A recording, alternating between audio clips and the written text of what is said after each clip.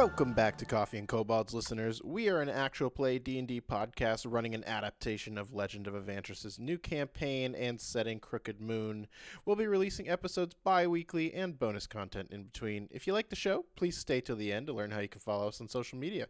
Thank you so much, and without further ado, let's start the show. Our players today are Stacy Ying. Hi, I'm Stacy. I'm playing Basil Zhao, a relic-born paladin, ardent believer of the Silver Path, and here through fire and flame. Hell yeah. We've got Clara William. Hello, I am playing Ornella of the Palewoods, or shortened to Ornella Palewood. She is a cleric, Naraborn, and she just wanted to reconnect with nature. Up next is Jasmine. I am playing a character named Mouse. He is a 6-foot-tall rat creature, plague-born rogue who ain't no rat. And we've got Julie Foster. Hello, I'm Julie. I play Amara. She is a relic-born monk of the Pestilent Haze. She is going from patient zero to potential hero. Woo! Best tagline. Who came up with that one? We are waking up in Druskenvald today. Basil, you wake up lying in darkness. Well, mostly darkness. There's an orange glow around you. The air is stale, and you're finding it hard to breathe. You push up and feel something move slightly. I'll keep pushing. Push harder. Light starts pouring through a crack. You hear a grinding noise, and fresh air fills the space that you're in. Upon further investigation, you sit up in a coffin set on a large stone pedestal. The room you are in is adorned with art, family heirlooms, and items of religious significance. There's a large mirror that hangs in front of an open stone archway. You see yourself for the first time. Can you please describe Basil in entirety? Basil is a skeleton with engraved finger and arm bones that reflect her, well, now she doesn't know, but they reflect her previous religious life. Her skull has some she's got like gilded eyebrows where her eyebrows should be, and she's got like a single mark of the Silver Path on her forehead, and she's got this orange glow to her. Is she naked? Did she come with clothes back to Druskenvald? There are ceremonial clothes next to the coffin, but yes, you are there. She's like, "Oh, I'm naked," and immediately goes to put on her clothes. She's like, "I cannot be seen. Like, my bones cannot be shown. This goes against every single belief that I have," and like is also really trying to look for her hat because she feels so uncomfortable being seen, and puts it on. It's just like composes herself and takes stock at where she is again. Yeah, you find that the clothes that you had in life are almost mimicked next to you ceremoniously in like a different style and fashion, but the same elements are still there. So you still have the wide-brimmed hat and things like that. Beyond that mirror, you see a large stone archway leading into some sort of cavern. But beyond that, in the room, it looks like this could be the place where you would think people would be laid to rest for the rest of their lives, but you've only just begun, or maybe you haven't. It's really unclear as your memories fade from your past life, and you're left wondering who you are and what you are. The only thing you really remember is your name and a feeling of wanting to be part of something bigger. She dusts herself off, I guess picks up whatever armaments that are lying about, her shield, her morning star, and tucks it away and walks out the archway to whatever lies. Upon next. Walking through the stone archway, you come into a cavern with thousands of stone archways just like yours. It seems as if there's a clear path with an upward incline that leads towards a pinprick of light. As you go through that, you can see similar rooms to the ones you've been in, all with like slightly different items inside of maybe personal significance or things from loved ones, or some have fresh flowers in front of them. Upon exiting the cavern, you come out into a giant gorge canyon. So you're on basically the side of a cliff. There's a small stream running down at the bottom, reddish orange rock all around you, except it looks like it's nighttime, but you can still see. It's not pitch black. It's just like maybe even looks kind of like dusk outside. And you see a creature much like you, only glowing more blue instead of red-orange. They are holding a clipboard and taking furious notes.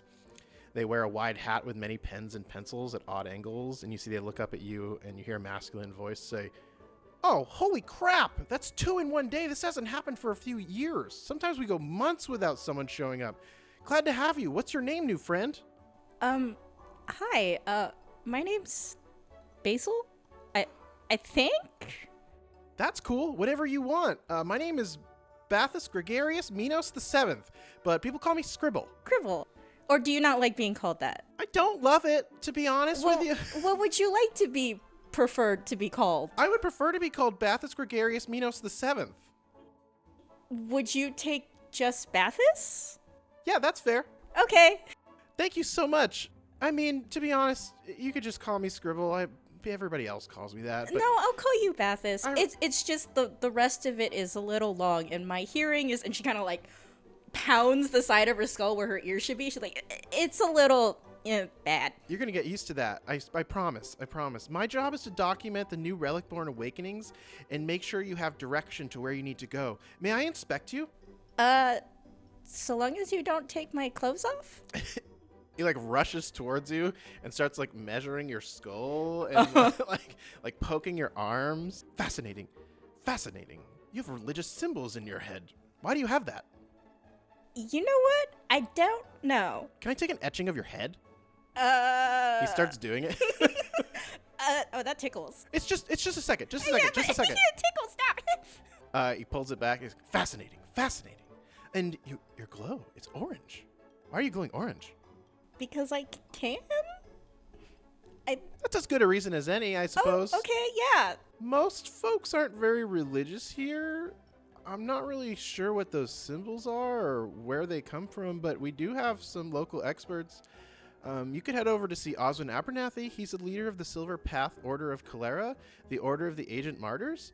Keep following this path into the city, then take a left at the main intersection, and you'll see a slope up a cliff.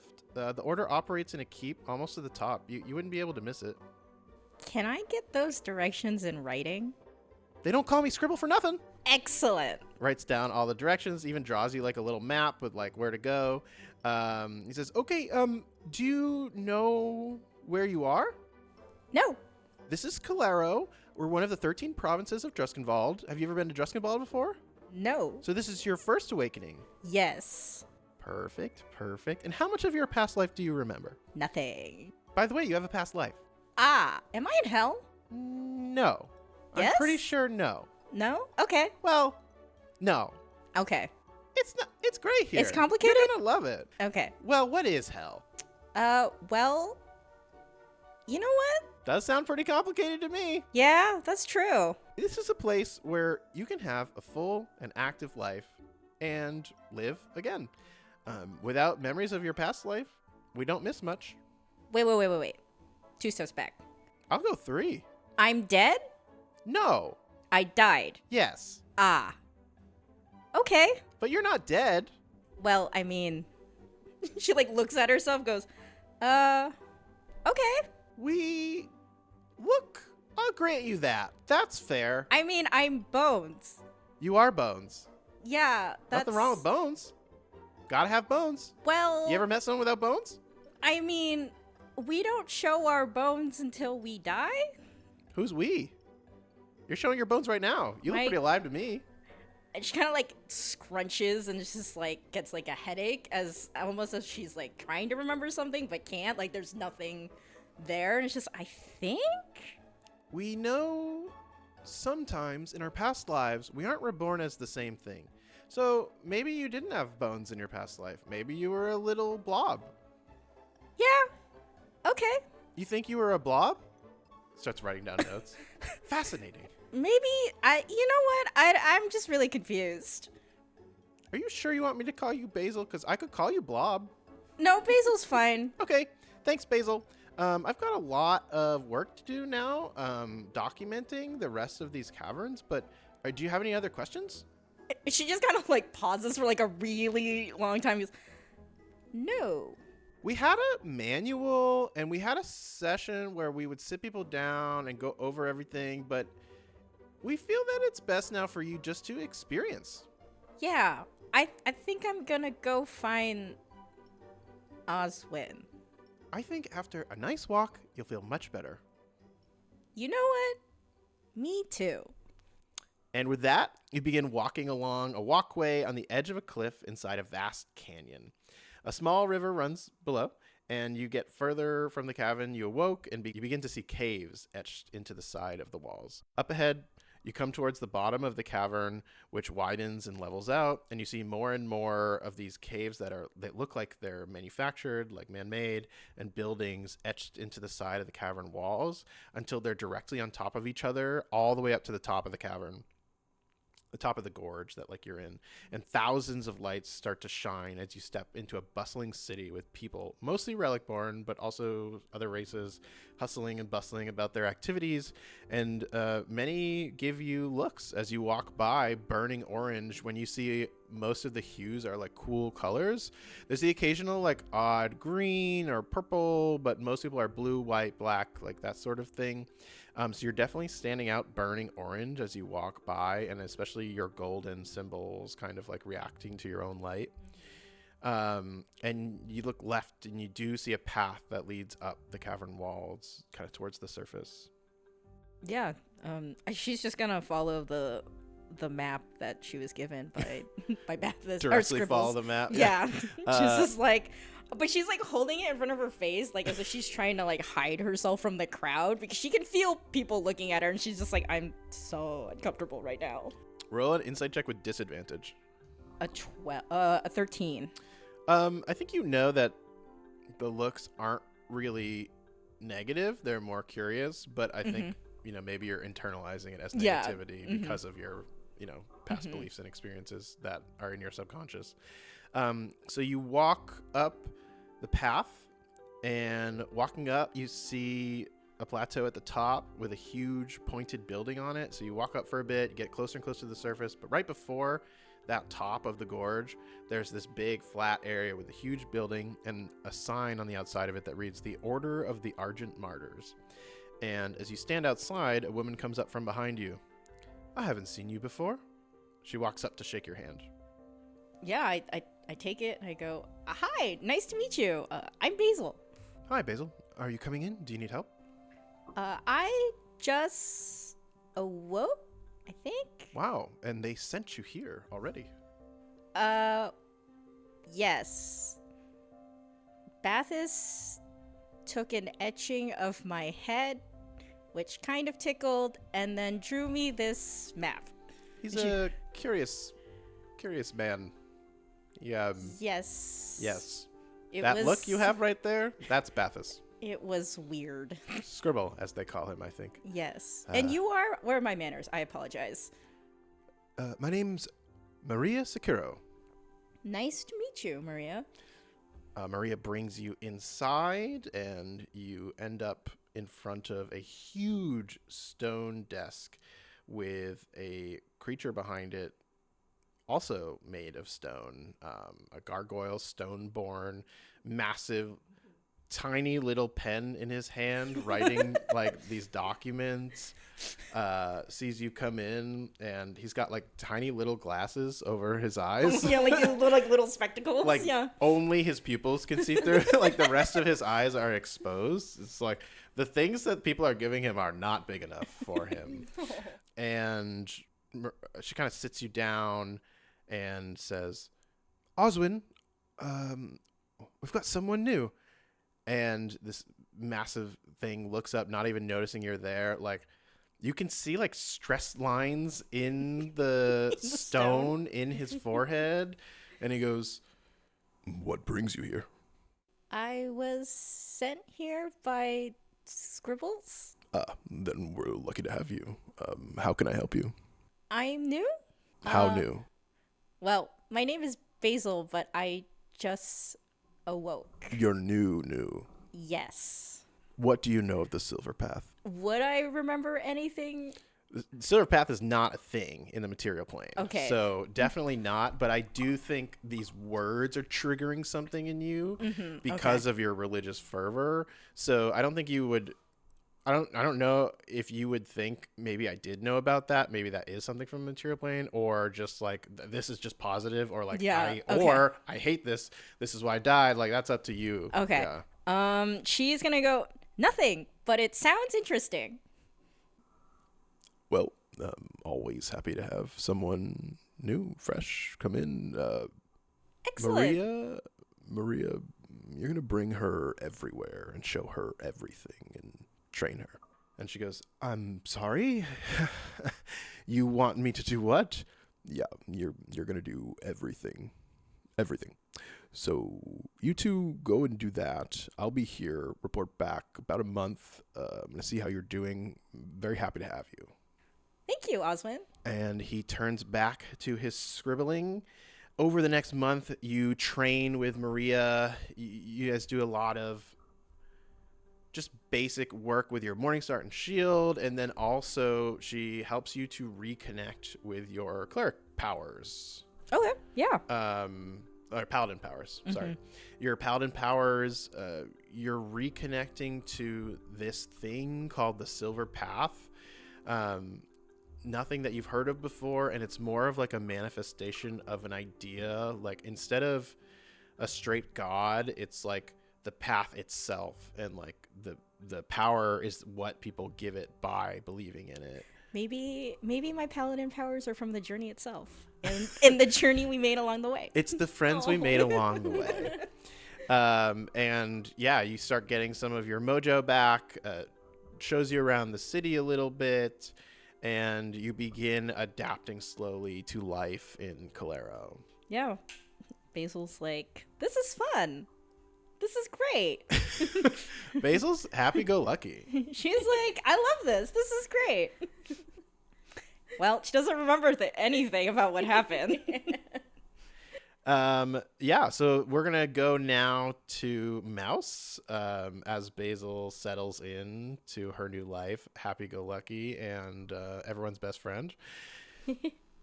Mouse, you wake up and open your new eyes for the first time. You're lying on the ground in a cold, dark area, and you feel a slight breeze on your face. It feels a little peculiar as you have some sort of long, like, beard hairs or something reacting to this wind going across your face. Your vision seems blurry, but the sounds of dripping water and footsteps and coughing around you seems to be much louder than is comfortable. As you sit up, you see people running past you as fast as they can. Not screaming, but certainly hurrying for their life, as if being chased. You see and hear doors slamming shut and boards going up in windows. And beyond this, you see a slow-moving green cloud coming towards you. What do you do? I run with the people. I don't know what's going on. I'm just panicking. I just start running on all fours away from the green cloud. You start running. You put yourself down on all fours. You find out that you can run like this, and it can help you go a little bit faster. You see people starting to go into buildings, so eventually you begin just running alone as everyone else has come into some sort of home, and you hit a dead end at the end of the street you're on. You see an open door to your left and the green cloud rolling in behind you. On instinct, I just bolt for that open door. I just see shelter. You get to the door, slam it shut as you hear some screams behind you. People coughing and hailing whatever that green cloud was. You see it faintly coming through the bottom of the door, but it seems to like not really envelop the room, and you're safe beyond that. In the room, there's just a faint, small candle burning as you close the door, and the rest of the shack is pitch black. You stop for a second and realize you don't really remember anything or why you're here or what that green cloud is. I catch my breath, and then I realize, okay, I'm in someone's house.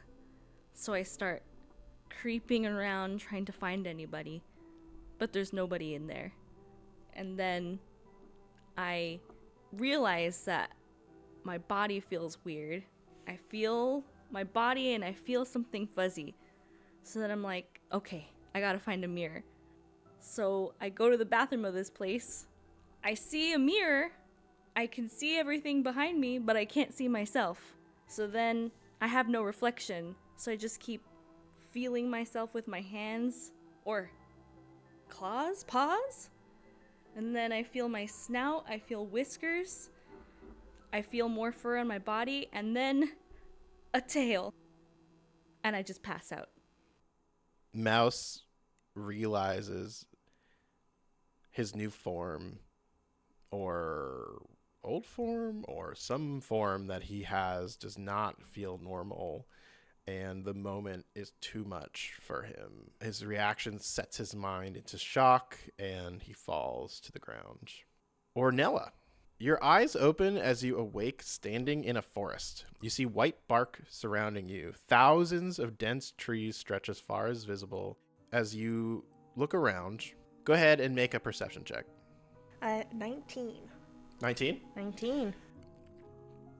As you look at the trees around you, you start to see faces, shapes, outlines of humanoid bodies, leaves that look like hair, branches in really specific ways that look like arms, legs, other appendages. You see like rough, even looks like maybe some made clothes out of some sort of like underbrush that they found.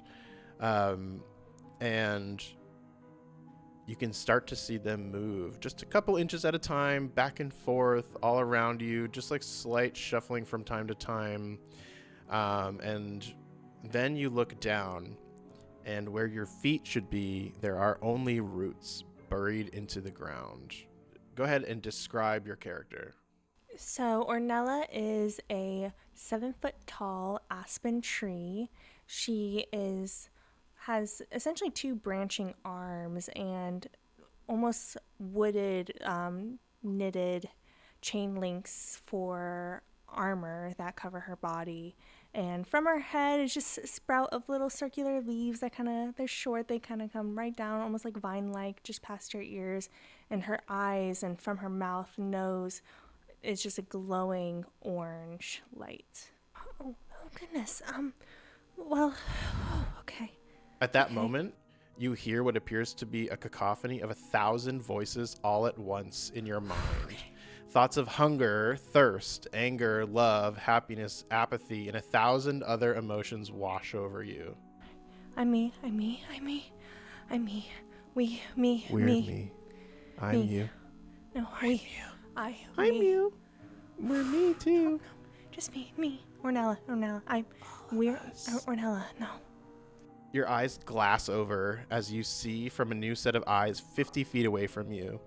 Then to the next on the other side of the grove. Then to the next closer to where you are. Then to the next, and you keep seeing from different sets of eyes as your mind races and you feel your neurons overloading. You feel yourself about to pass out.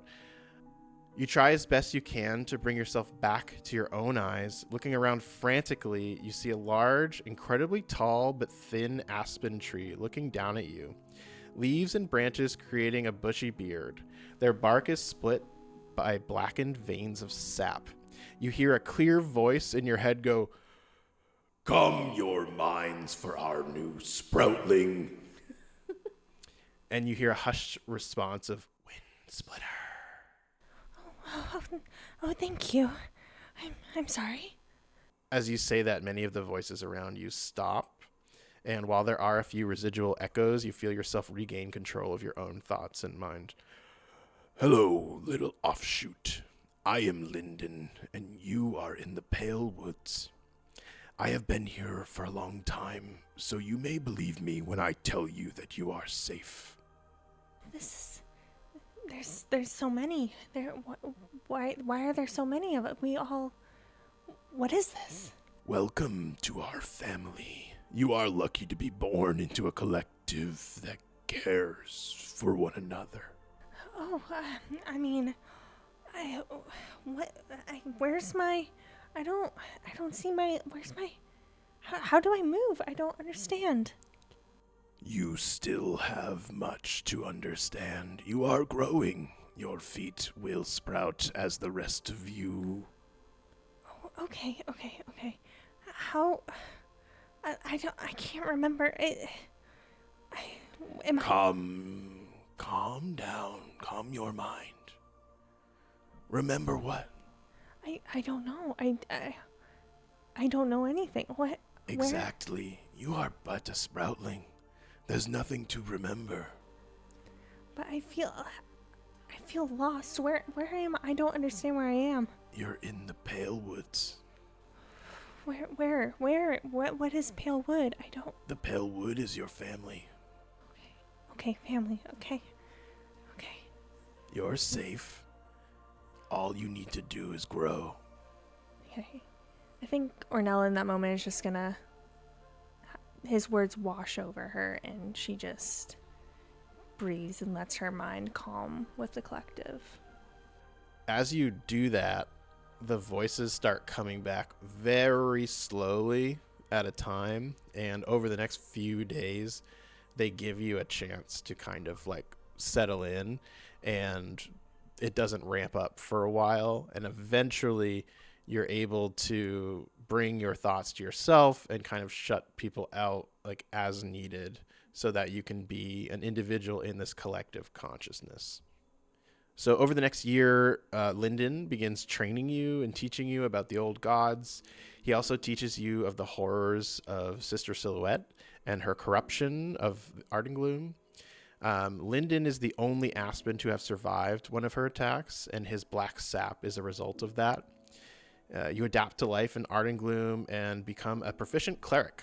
You can describe Ornella's fascination with healing and as it pertains to like the collective and the people around you.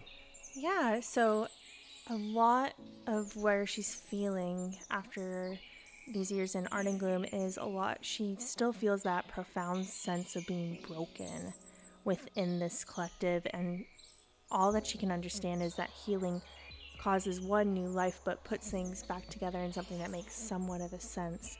So after seeing this and the ability that she has the ability to do this, she pours herself into understanding healing, understanding the old ways, being able to do everything she can to put things back together in hopes that she can understand herself and what she can do to put herself back together.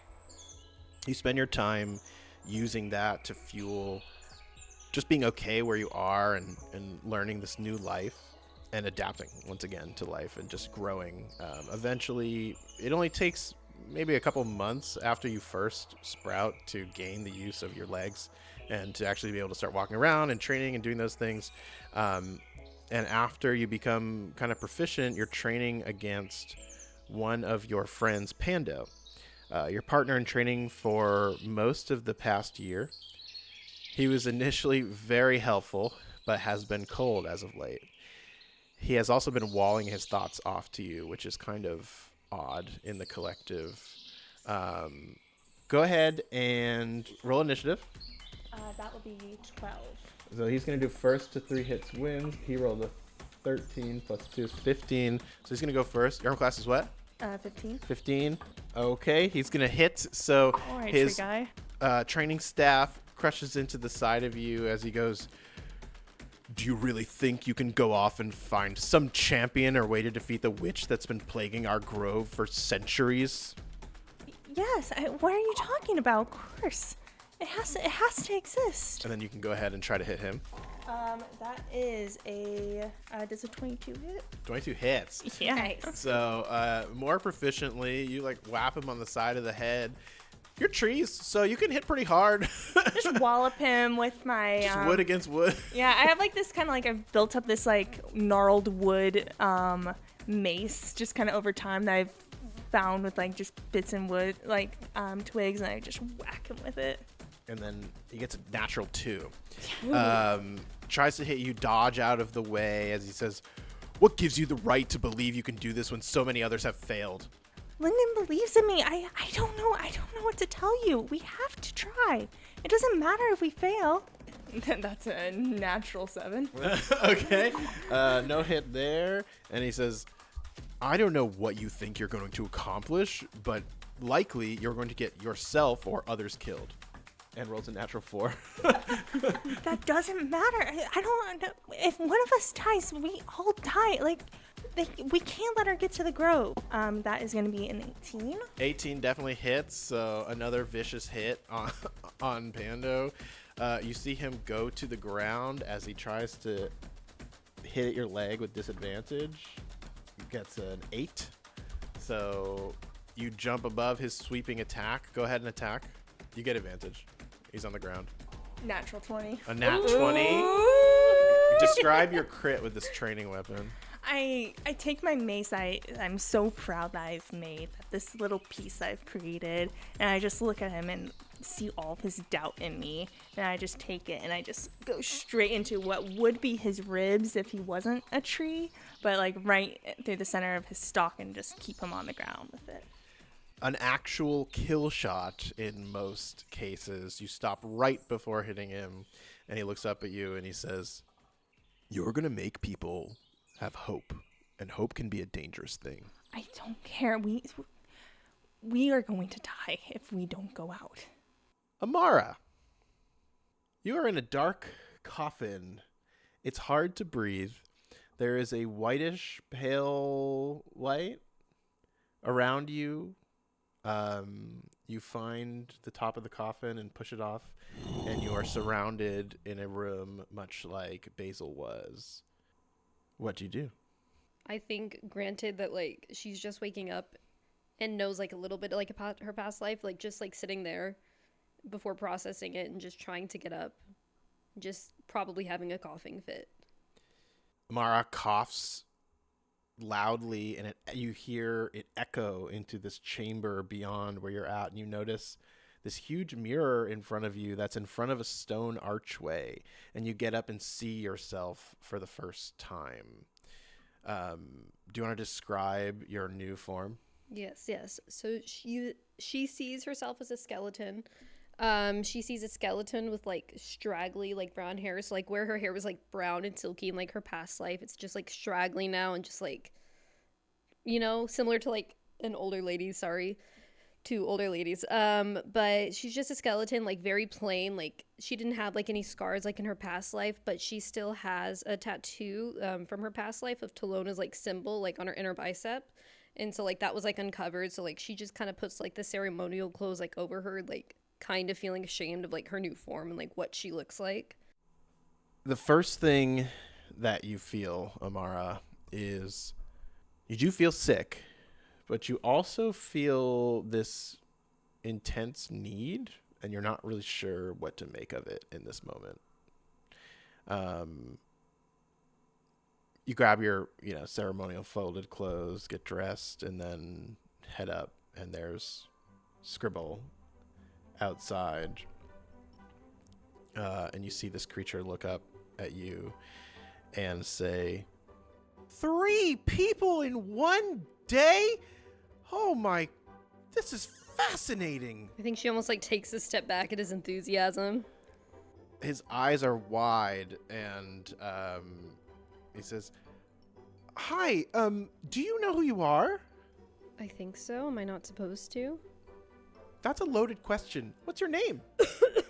Amara? Amara, it's very nice to meet you. My name is Bathus Gregarious Minos the 7th. Do you have a nickname? I do. Would you prefer to use that? Well, I don't want to say all of the names. Okay, my nickname is Scribble. Most people call me Scribble. Okay. All right.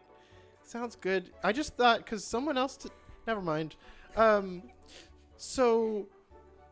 Wow, 3 people in one day. That's really unusual. You look a little dark. Yeah, I don't... What does that mean, 3 people? Oh, sorry. Yeah, so my job is to stand out here and document when new relic Is that why they borns- call you Scribble? Yes. Well, I write a lot. I actually have a screenplay if you're interested. A lot of pens and pencils and things. I do calligraphy as a hobby. There's a lot of reasons people call me Scribble, but is it my job to stand here and document new relic borns I don't know. being born? Yes. Yes, it is. And is that why people call me Scribble mostly? Because the rest of my art isn't really perceived or used. So yes, I guess that is the reason people call me that. That's great. I'm sure you're very good at it. Thank you. I'm getting okay. All right, we're back. All right, great. I love that for us.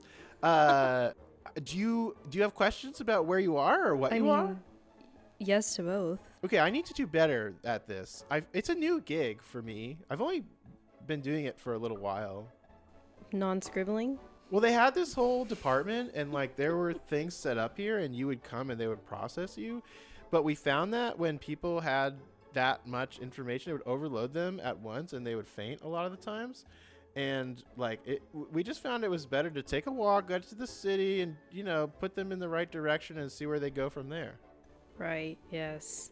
Okay, gotcha. Start from square one. Yes, that would be preferable. So I like you. Okay, tough customer. Yeah, so anyways, this is Calero. You're gonna find a lot of caves. wait, like so am I thi- dead? I really need to take like a philosophy class or like something like that because like, are you dead? No. Did you die? Yes. Great. Thank you. You should start out with that. Do you feel dead? Inside, perhaps. On the inside. Aren't we all? A moral quandary. I see. He furiously writes down. Fascinating. What do you do with those notes? Currently, I am making a book.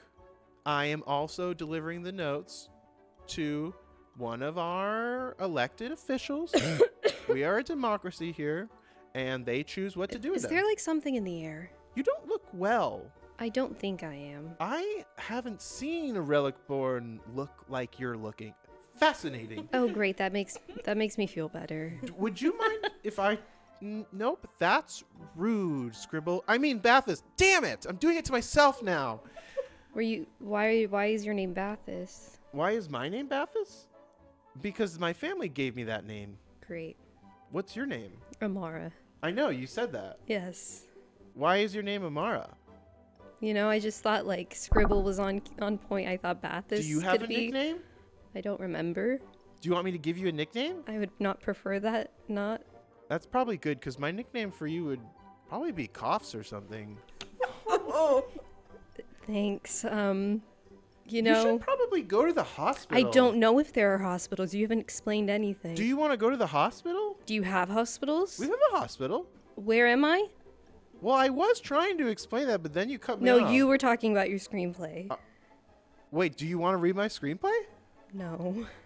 Damn it. You're in Calero. This is one of the 13 provinces of Druskenvald. What is Druskenvald? Druskenvald is the place we're in. Which is so like. Like a continent, Oh, I guess. Right. Maybe. It's not really defined, but essentially there's a wall on the outside of this place made of souls, oh, and you can't yeah. get through it. For sure. Not of Calera, of Druskenvald. Oh, that's better. Yeah, because, you can travel. Like one time, I went way up north, and there was snow. What's up north?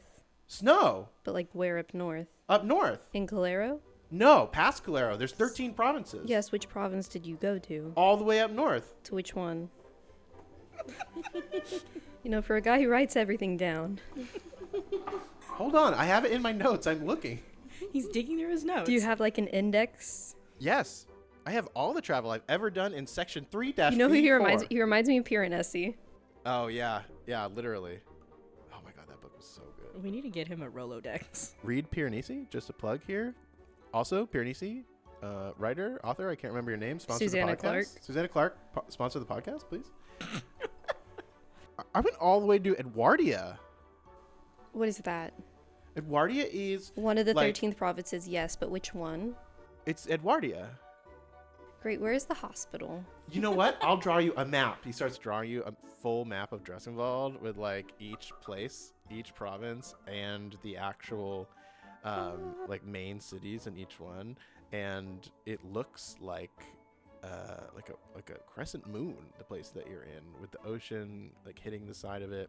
He labels each of the provinces, and then he circles Calero. And then he says, "This is where we are." So I went all the way here, and he takes his finger, and I said, "It took weeks to get there. It was crazy. It was the best trip of my life. I did it right out of college." How did you, like, get there? Well, sometimes I walked. Other times, if I could afford it, I would hop on a carriage or do some odd jobs or something like that. I, like, turn There's the some map over. rivers. Can I get the map of, like, where we are? Absolutely, you can. Draws you a little map to get to the hospital. He's like, just go straight down. You're gonna see the city. It's gorgeous, lights. You're gonna love it. I know you. You and me, we're kindred spirits. I can just tell. And there's gonna be a hospital. It's a little bit in. You're gonna want to speak with Frel Devos. She'll get you set up with a bed and a room and figure out what's wrong with you. Thank you, Scribble. I appreciate that. Maybe you could call me Bathis. Okay, I didn't want to say all names. You could have started with you prefer Bathis. I don't. I really want all the names. Well, just don't introduce yourself as, like, your full name. But I like that. I'm gonna go, but it was thank you for everything. All right, bye. You should write a script. Like, a script Do to you what wanna to read my say, not your screenplay? screenplay. Thank you so much. A script for what? Like, what you should say when people, like, are out of the tomb. Fascinating. That's genius. Do you want a job? No. Okay, bye. And you walk down the same path that Basil walked down. You see the lights. Go ahead and roll me a perception check. An 11. As you get to the city, there's one part of the stream that you see, and for just a hair of a second, you swear you can see faces in the stream. Roll a wisdom saving throw. Fastest change. 14.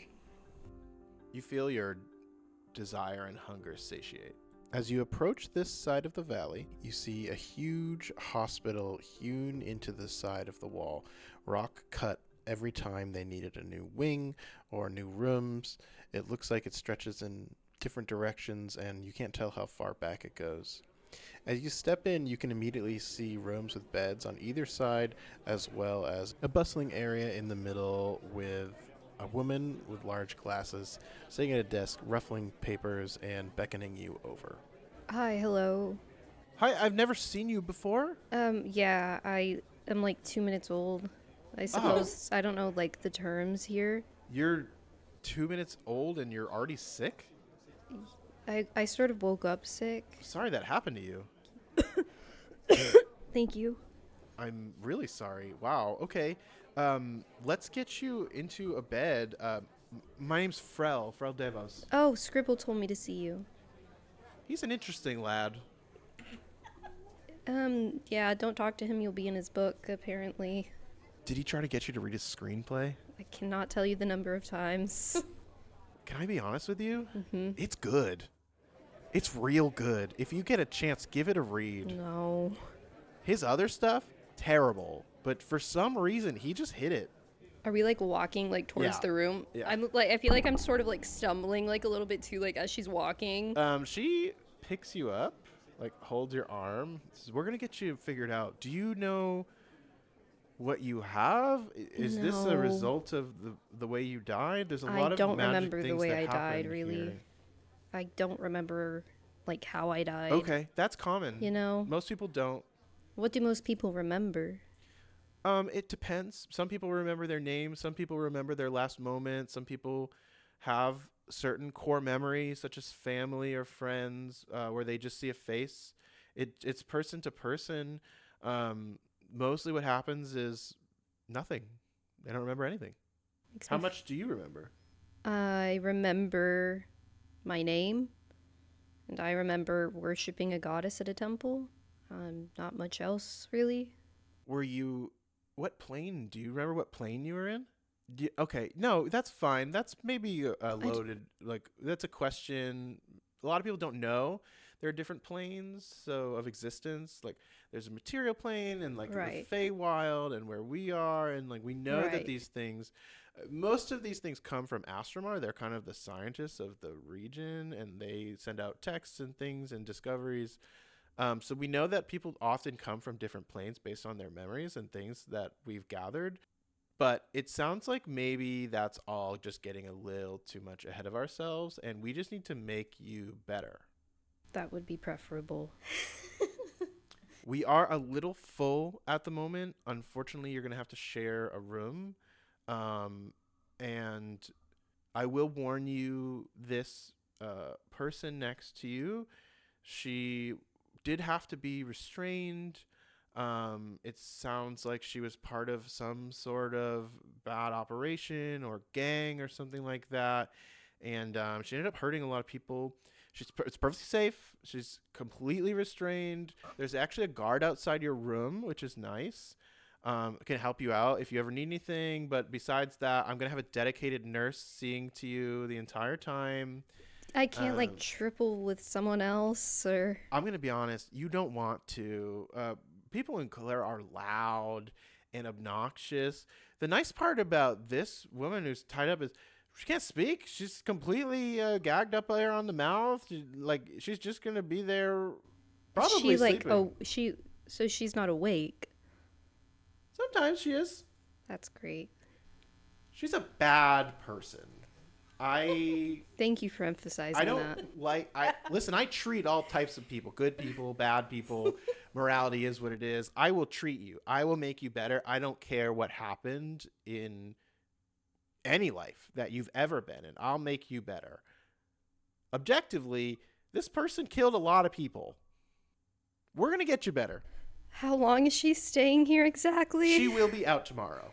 Okay, thank It's you. just one night. Okay. She can't go anywhere. They're chains. They're metal chains. Okay. These are Relicborn chains. You don't know that. Okay. No. Relicborns are the best smiths in the whole of Druskenvald. It doesn't get better than this. That's what I am, right? A Relicborn? Yes. Yes. Oh, I see. Born from relics of the past, born from death onto a new in life. You are living. You are alive. You don't look great. Come on. Can I be honest? I do want to puke. She holds out a bucket. She probably pukes. She's probably been holding that. That's okay, dear. Okay. Yep. Keep going. Get it all out. Yep. Oh God, that's a lot. You just woke up? What have you ate? There should be nothing in there. My goodness. Okay. Why is it that color? Oh God. No. This is what I signed up for. Good and the bad, right? Brel, when you went to medical school, you decided this was your life. You got this. I think I'm good now. She gags a little bit. You look great. Brings you to your room. You do see a massive guard on the outside, also stoneborn, large stone wings like set at his sides, nods at you, and just goes, "Ma'am." Apparently I'm bunking with the psycho in there. Yes, please do make sure she's safe. And he goes, Yes, ma'am. Thank you. I'll scream if I need help. I'm right here. You can just say anything. Well, you know, if I feel like it might be too late if I'm screaming. Yeah, I'm not gonna let that happen. he goes like puts his fingers on his eyes and puts them to your eyes, and he goes, I'm gonna watch over you. You're gonna be all right. Just watch over her. That's what I mean. I'm gonna go to because I'm gonna sleep watch now, her thank so that you. I No, okay, thank gotcha. you. Yeah, do that. You don't look great. You don't look great. Thanks, that's all I've heard. I mean, call a spade, right? I'm gonna go to bed. Good night. Stone stands up straight, pounds his staff glaive on the ground, short sword at his side. Pharrell says, yeah, so I've got a nurse coming in. Mina, she's going to come and take care of you. Anything that you need, please let her know. Like I said, you're welcome to tell this man outside. Anything that you need, he can get you something. That's okay too. She goes over to the woman bound with the chains and pulls the chains and shakes them. It's there's nothing can happen to you. You're okay. The way you keep emphasizing that is making me scared, but thank you. That's a good note on my bedside manner. I will take that to heart. I appreciate that. I haven't been in this situation much. We don't have a ton of crime. But, you know, sometimes a bad apple falls from the tree. Thank you. Do you want an apple? No, I Okay. want to go to bed. All right. See ya. This has been a lot. She covers you with a blanket. Make sure you have, like, ice chips. And, then like, tucks you in. Roll a disadvantage wisdom saving throw. Oh, 6. You are fervently longing to spread. What do you do? Do you resist or do you give in? Are the doors closed?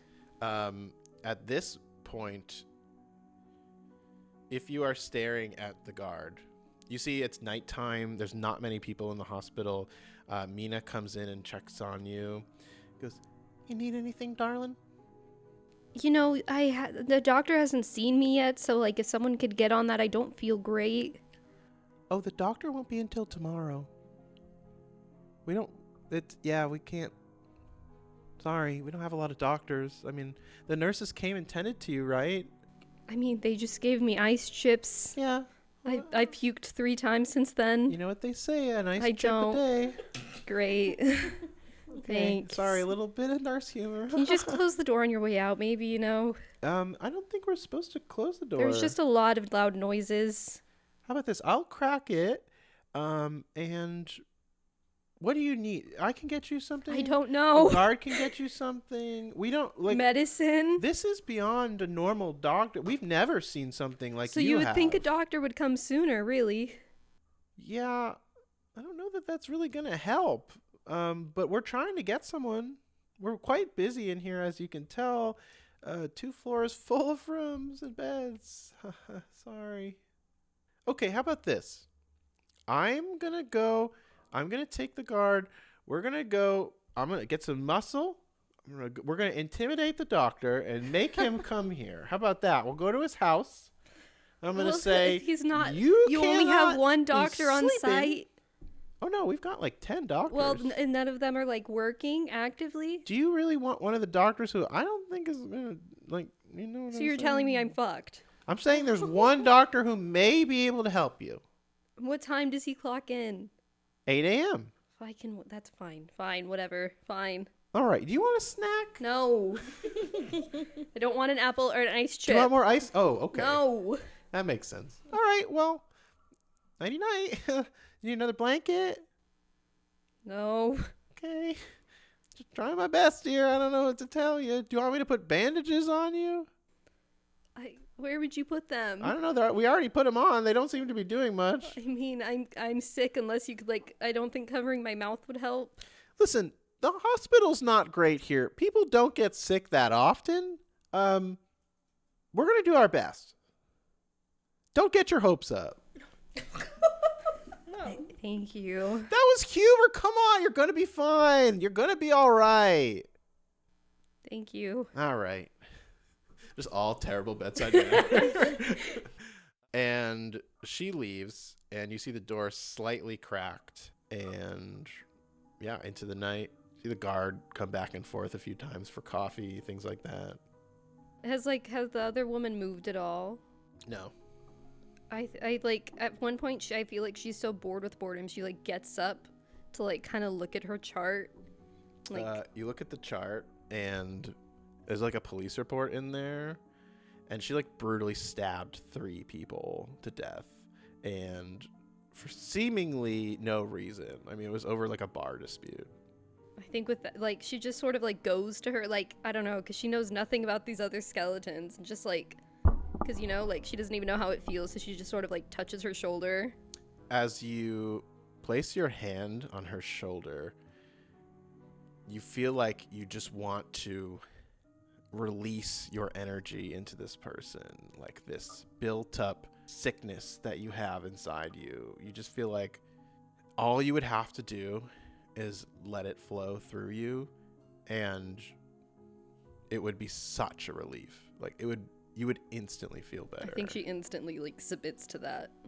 As you begin submitting and you say, well, maybe I'll just see what happens. Like, it's the first time. You don't really know what's going to happen. This is totally new, brand new to you.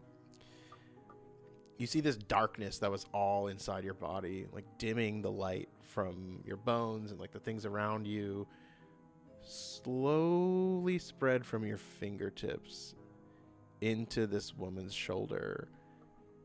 And then faster and faster and faster, more and more darkness spreads from you into her.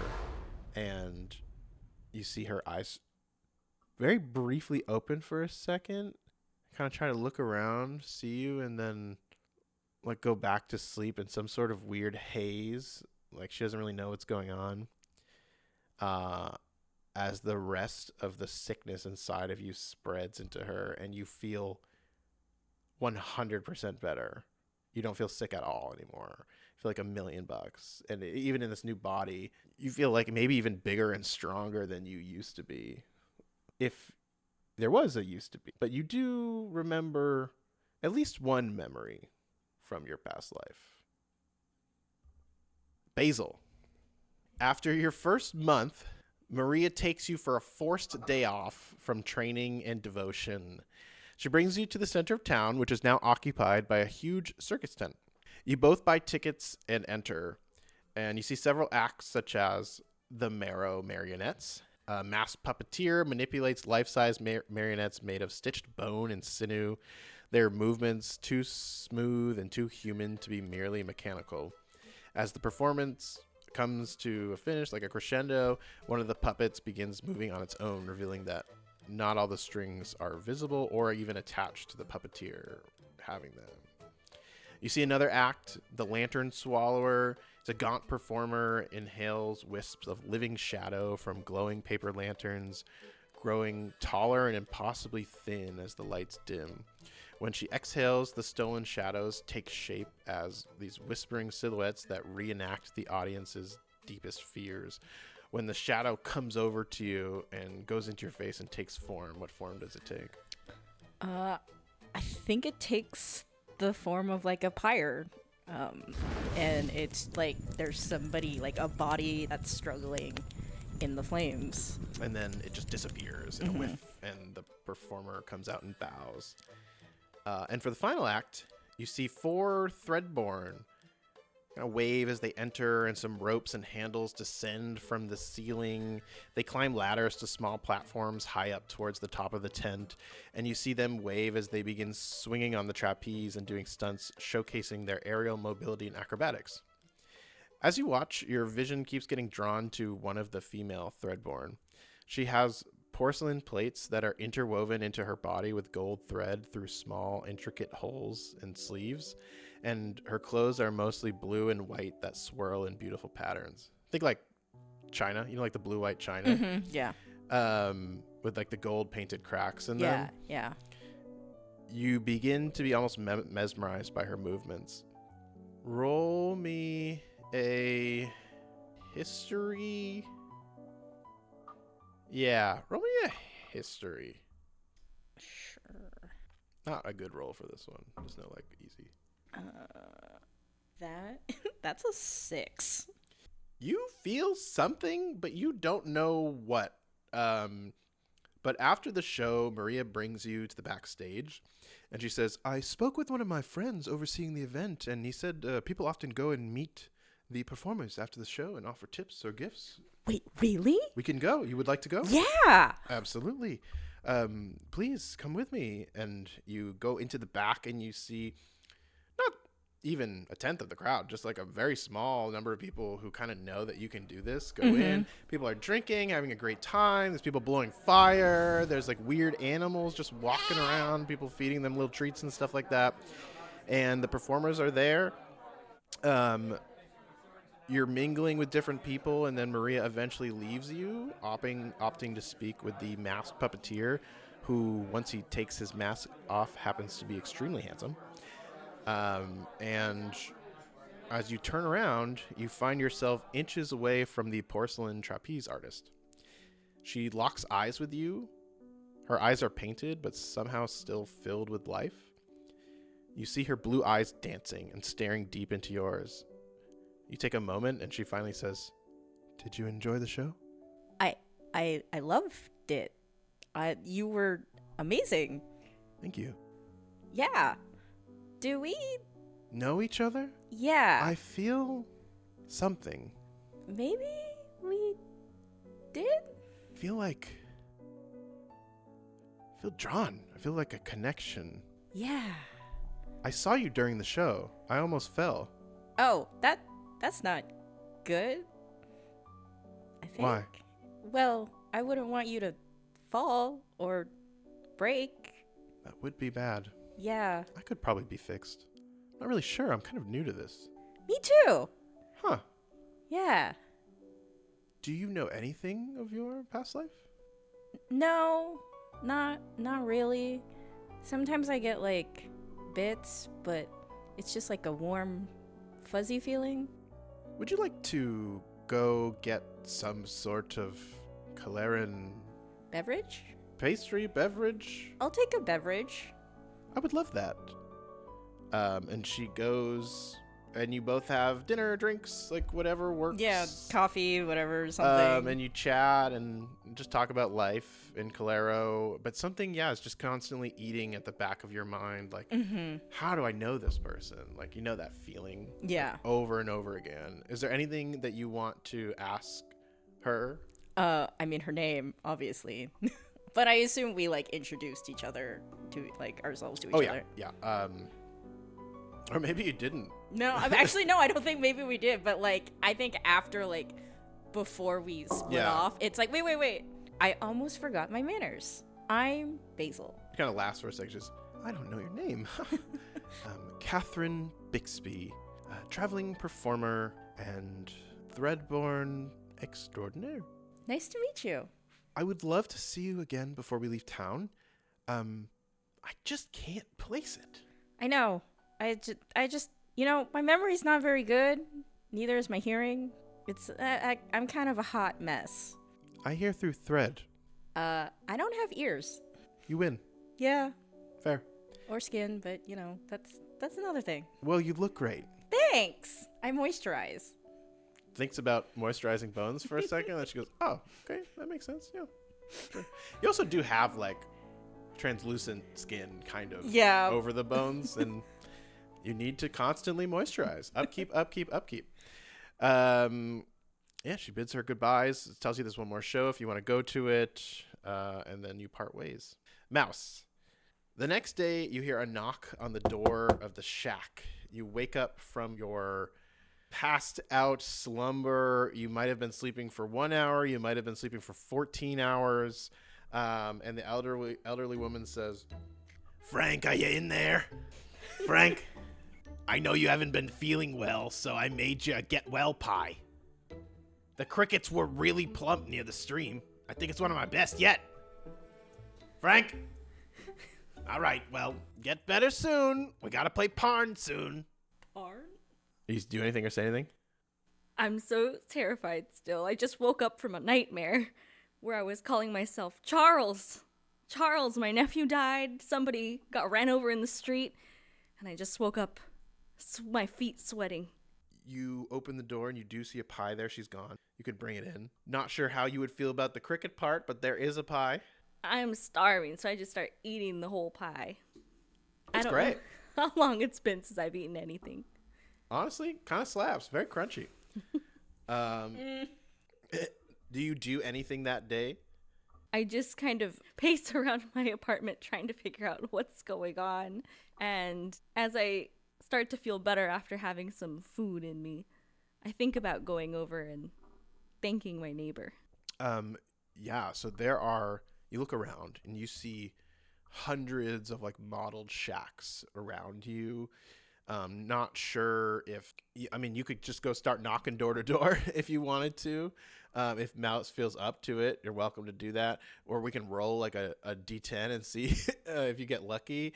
But from looking around, you don't know which house would be hers or like what's going on. And you look down the road, you see them cleaning up bodies off the street from the green cloud. Like whatever came was really bad and deadly. Seeing that and not knowing which house is hers, I just run back inside. But I'm just thankful I got something in me. Scurry in, close the door, and find yourself overwhelmed and sleeping again. And then the next day, you're woken up again. You hear another knock on the door as the same woman says, All right, Frank, I want this bottle back, so you better open up today or tomorrow. I hear Frank? I hear her and eager to meet this neighbor who gave me pie. I open the door. Frankie, are you in there? This isn't Frank, but my name is Mouse. What are you doing in Frank's house? I saw them carrying a dead body out. I just saw this thing open when the green gas came and I just ran in. I'm sorry. Oh no. Oh, Frankie. I told you not to go out that day. I knew there was gonna be another gas attack. I'm so sorry. What was your name? The name's Celia. Celia. Celia. It's pronounced Celia. But people call me Celia. Because, I'll sell you some bull. You know what I'm saying? I'm a real story weaver. Celia, you saved my life with that pie. You don't even know. I saved your life, dear? All right. I think so. I think that's great. I love a life-saving situation. That means you owe me. Oh, I definitely owe you. Where do you live? I live right over there. Come on over. I'll teach you how to play pawn. All right. kind of like, you're super nervous in like this new area. And she's like very tiny. She's like 3 feet tall, and you're like this massive 6 foot like rat creature. And she's like this little rat elderly woman, and she's, you're as nice as a little mouse. I think you're just like a little mousey, aren't you? All right, dear, come on. And like pats you on the back and brings you to her home. It's filled with like old stained doilies and like just total grandma aesthetic, pink and white lace and frail. And you see on her table there's a large wooden board with a little bit of like fine sand on it, and there's these like wooden discs all around it. And she says, sit down, come on. Are you all right? You all right, mouse? I don't know. To be honest, I don't know if I'm all right, but ever since your pie I felt a little better. And she kind of like speaks with you a little bit. What do you remember, dear? Are you new? I haven't seen you here before. I don't remember nothing. All I remember, waking up, green gas, scary faces everywhere, people running, and then before that, just this nightmare I keep having where my name's Charles and my nephew died and somebody died in the street. Okay. You did good to run when you saw that gas. Some people don't. If you don't run, you die. It's not good. Okay? But, you gotta live somewhere. I mean, this is hell, right? Oh, absolutely not. No, the rent prices are rock bottom. We got a great flowing economy here. Where are we exactly? Do you want Frank's house? Yes. You can just have it.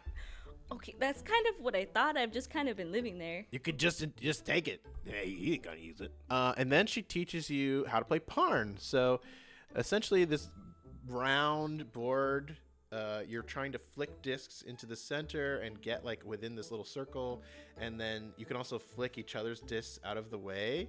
So go ahead and make a sleight of hand check. It's your first time playing, so you're gonna get disadvantage. 8. 8? Okay. She gets a 20. So you're like flicking, and you're not that bad, but you're just like your pieces are going off into like the little trough on the other side. Like if you flick too hard, they don't get counted. And then anything you do land, she just like definitely flicks her, so it hits yours and puts her in the right spot to like gain points. Thanks, Celia. And then over the next 6 months, she helps you kind of slowly regain your sanity as you just keep constantly saying you're in hell. Teaches you about Bubonia and the different guilds that run things. The Cheesemongers Guild, one of them controls the flow of food. She teaches you about the green cloud of gas and Druskenvald as a whole. And after 6 months of playing Parn, go ahead and roll one more sleight of hand. We're going to see how well you learned versus her. 10. She got a nat 20. Okay. So you're slightly improving. Maybe it's not your game, but she goes, "All right, Mouse. Yeah, I think you might need a new hobby. I just feel like, it's fun, but I'd rather play with my ladies." Well, you gave me a shot. Are you sure you want to get mixed up with these cheesemonger folk? I've been watching them. They really seem to be running this place, I feel like I could do some good for us by getting in good with them. I'm worried for you because, those guilds, they're more like gangs, They don't take no for an answer when they ask you something. Anything's got to be better than this. What could be wrong with this? Look around. We got everything we need right here. I don't know. I don't feel right. I just still don't feel right. Is it the cricket pie? I thought it was great. No, you're great. Your cricket pie is one of the only good things around here. All right. Well, I'm here for you, Mousy. All right. Ornella, you were told by Lyndon to travel to Glowing Gulch as he hears there's a new message response from your last set of letters asking other provinces to aid with Sister Silhouette. You say your goodbyes and make the 3-day journey and make your way to a slightly darker part of the forest, brushing your hand along ancient trees that are much older and have since stopped moving. The fate of all Gnarlborn and a happy ending. You come to a very large, very old tree with a large house built into its side. The tree home has a winding staircase that makes its way down to the forest floor. After climbing up, you can see the doorway open to a pseudo post office. Papers and letters are strewn chaotically in post boxes, letters, and scrolls sticking out in every direction. You see about 10 small messenger hawks waiting on the outside of the window with little messenger hats, pruning themselves and playing silly little games. And you see your much larger hawk-like friend, Corva. The Azure-born postwoman looks up at you as you walk in. Her white face curls into her jet black beak. Her feathers are a mix of white and black, perfectly shining when there is seemingly no light to shine from. If it isn't the little offshoot, she says, as if impersonating Lyndon. How are the great old ones? Still treating you well? Oh, we're okay. We're fine. Things are. We're worried. We're really worried. Collective consciousness, as you do, I know. It's hard to turn, off, but it's gotten quieter. It's quiet. They say worrying's contagious. But worrying is also safety in numbers. We're doing okay. You're doing great. Am I? You got here so fast. I think my legs are getting a little longer. Mind if I stretch my wings? Oh yes, of course, it's your home. Walks out. She's just showing off. Jumps up onto the banister and then flies straight down towards the ground and then outstretches her wings and flies back up and does some spins. I'm not that fast. What? 1 minute? What? I'm not that fast. 1 minute. And she just flies for a little bit and comes back. She's sorry.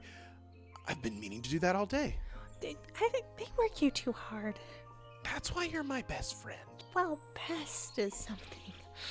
But yes, friends. You got a message. Yes. From whom? It's not addressed. What?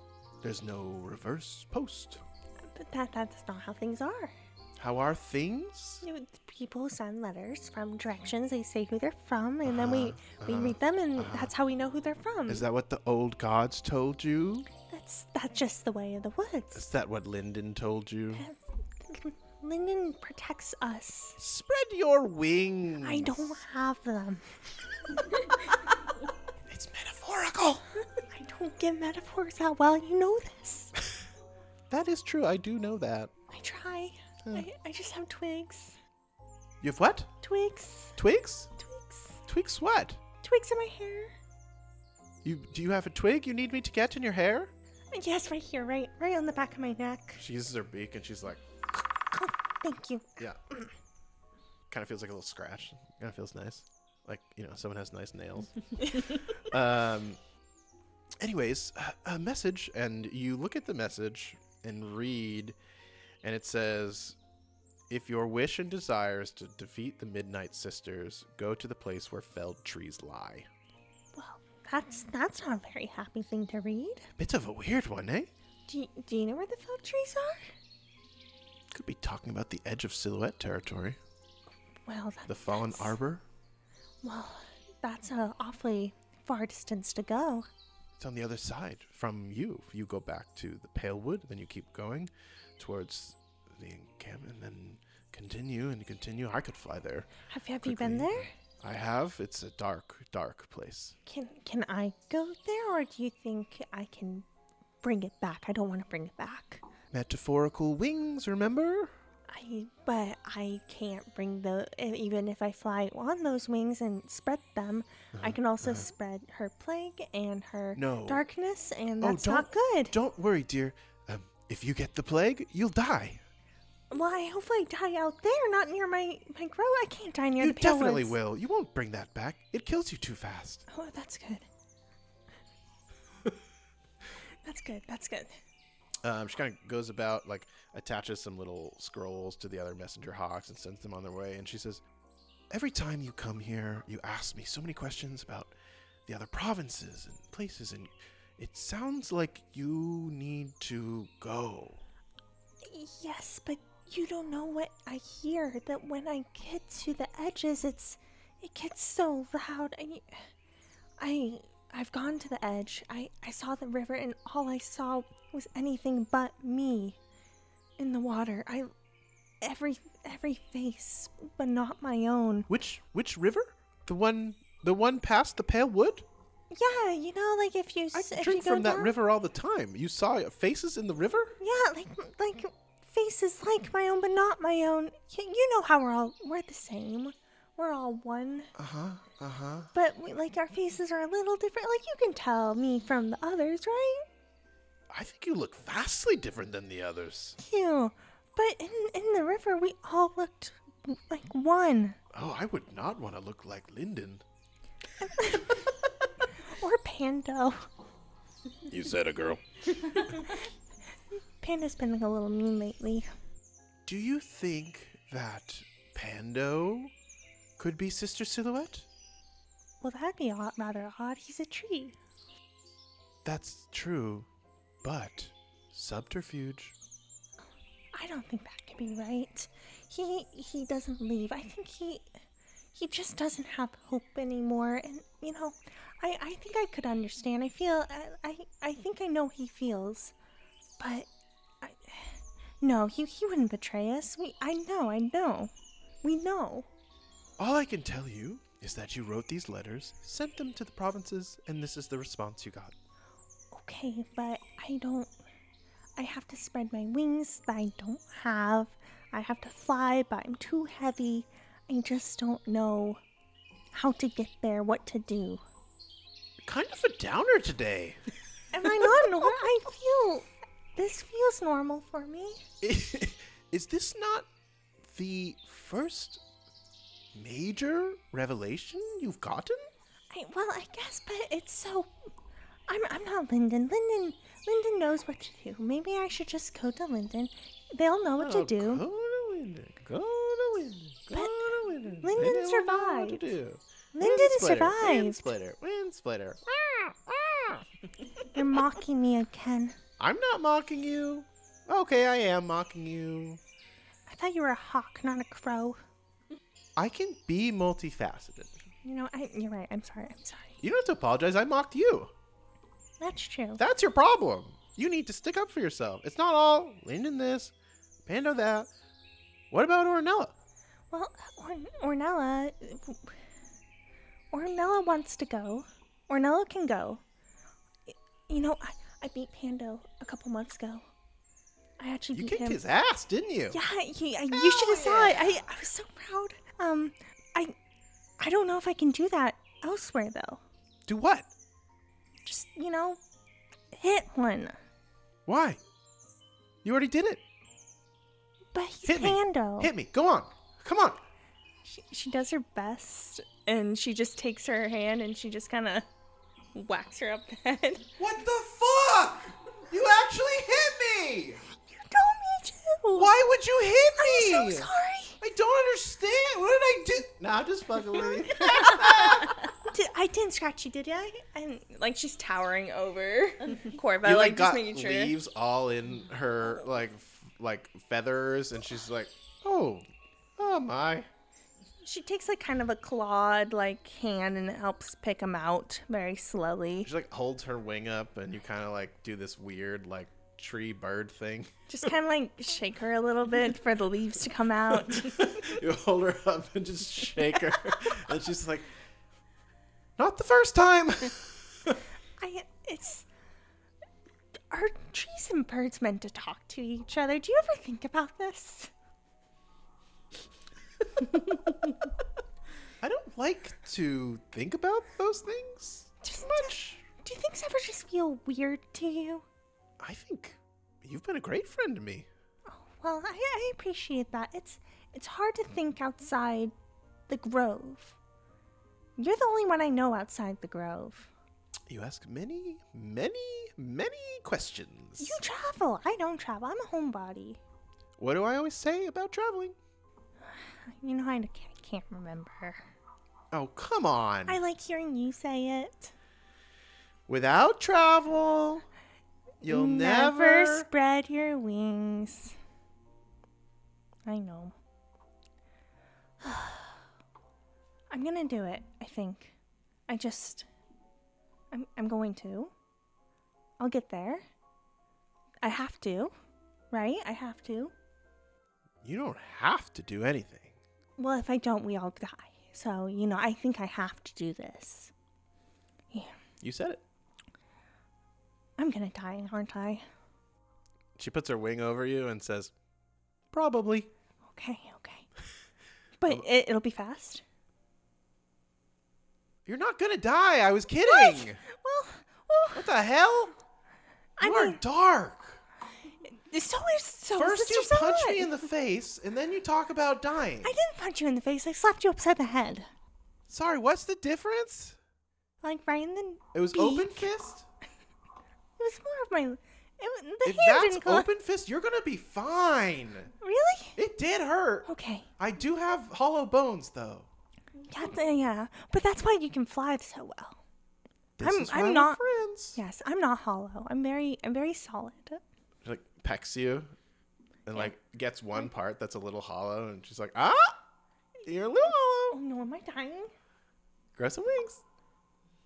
She just tries to spread her arms as much as she can, but like her arm, like if she's 7 foot tall, her wingspan's like 14 feet. Corva like picks your arms up and like tries to flap them a little bit. I don't think this is working. Leaves are going all over the place. And we end at that scene. Amara, after you saw the woman next to you in the hospital get infected, what was your first thought? Oh shit. Just like a realization of like what happened and like what she might be able to do based on that. Do you stay in the hospital? Do you try to leave? Do you I think cover I yourself called- back up? I think I called towards the guard and I'm like, please, someone help, she's sick. Please. Okay. Opens the door and says, "Ma'am?" And Something happened. I don't know. looks at you for a second. Do you notice or attempt to hide the fact that you are now glowing brightly and that person next to you is now dark? I think so. Like I think she's still like I Puts, think like, when a she sheet around realized. you or Yeah. something? Go ahead and roll a deception check. 13. Yeah, he only got... Well, he rolled a natural 7, so he doesn't have more than a +5 for sure. Oh, ma'am. Yes, ma'am. Yes, ma'am.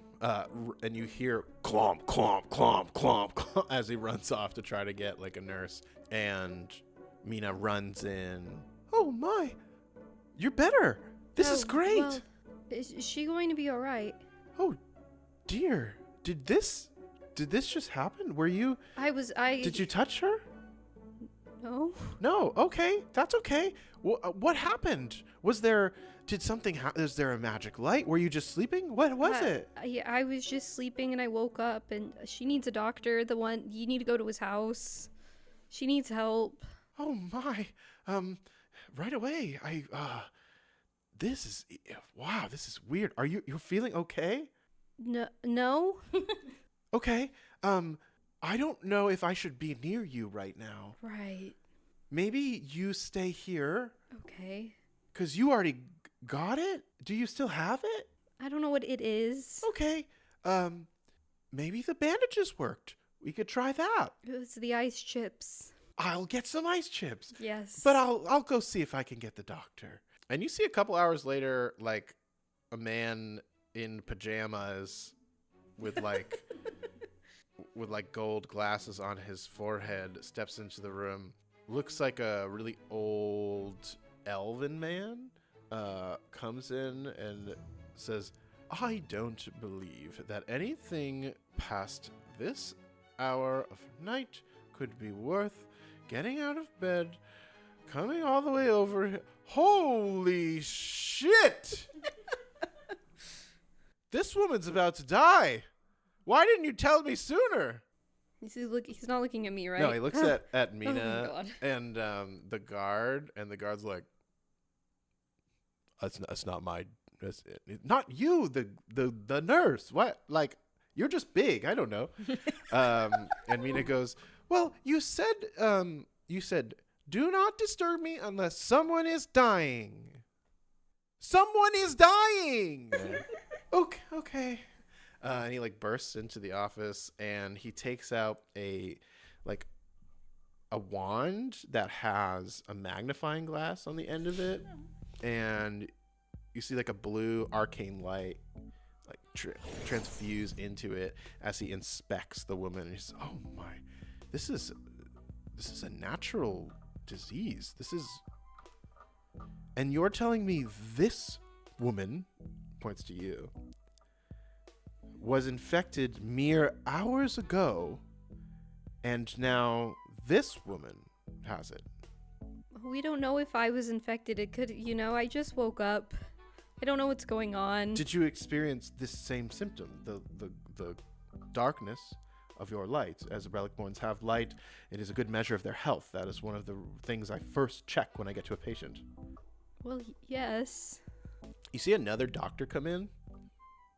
It's like a really big dwarf, and he kind of like takes a few steps in and he goes, "Oh, yeah. She's dead. I'm not gonna do on that one." And the elven doctor turns around and he's like, "What are you doing here? Why do you even work here? What do you do from day to day?" And the dwarf goes, "Oh, yeah. Not gonna be able to fix that one. All right. I'm getting lunch." Like, just walks out of the room, and I think part of it might click that, like, it's not a great hospital.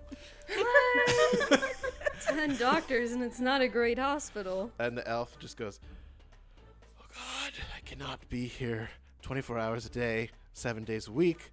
I do need to meditate. I don't need to sleep. I do need to meditate." I heard there's snow up north for like a vacation. You saw that guy, right? It's me. It's just me. Do you know what she had exactly? Well, this device would let me know if it was magic. It appears to have some sort of magical residue, but in general, it is natural. And natural disease can't be cured quite as easily in some cases.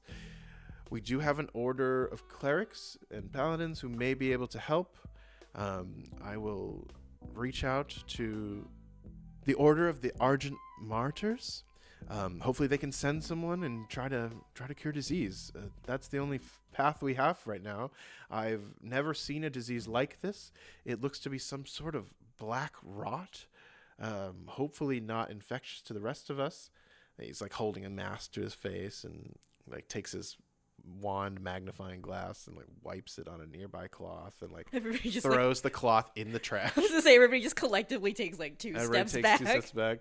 You see the Stoneborn kind of looks around and he like looks at his skin being stone and he's like, "No, right? No, that can't." Takes 2 steps back. Yeah. Clomp, clomp.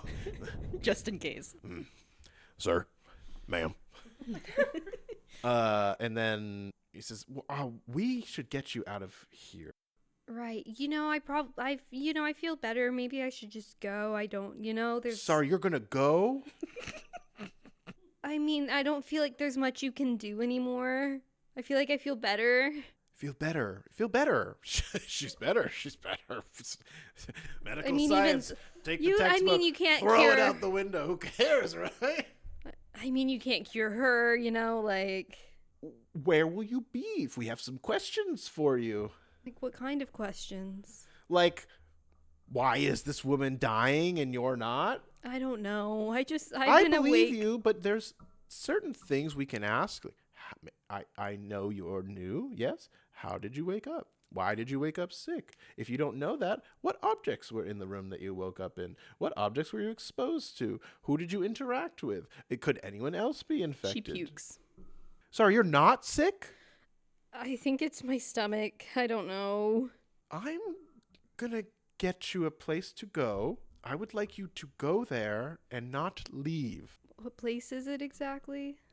He looks up at the stone guard and he says, can you bring her here? This is a safe house, okay? It's used for some patients sometimes if we need a comfortable place for them to stay for a few days. It's quite lovely, adorned nicely. There's a nice bed, a single room. No one will bother you, and you'll have a nice guard outside. Do I believe him? Roll an insight check. A 6. Seems to be telling the truth. You don't see any, you don't know why he'd be lying either. Yeah, just scared. Right. Well, I don't have anywhere else to go. So, yeah. The giant Stoneborn brings you out the room and, starts walking you down, staying 4 or 5 feet away from you, going, ma'am, just go ahead, take a right up the, weird directions.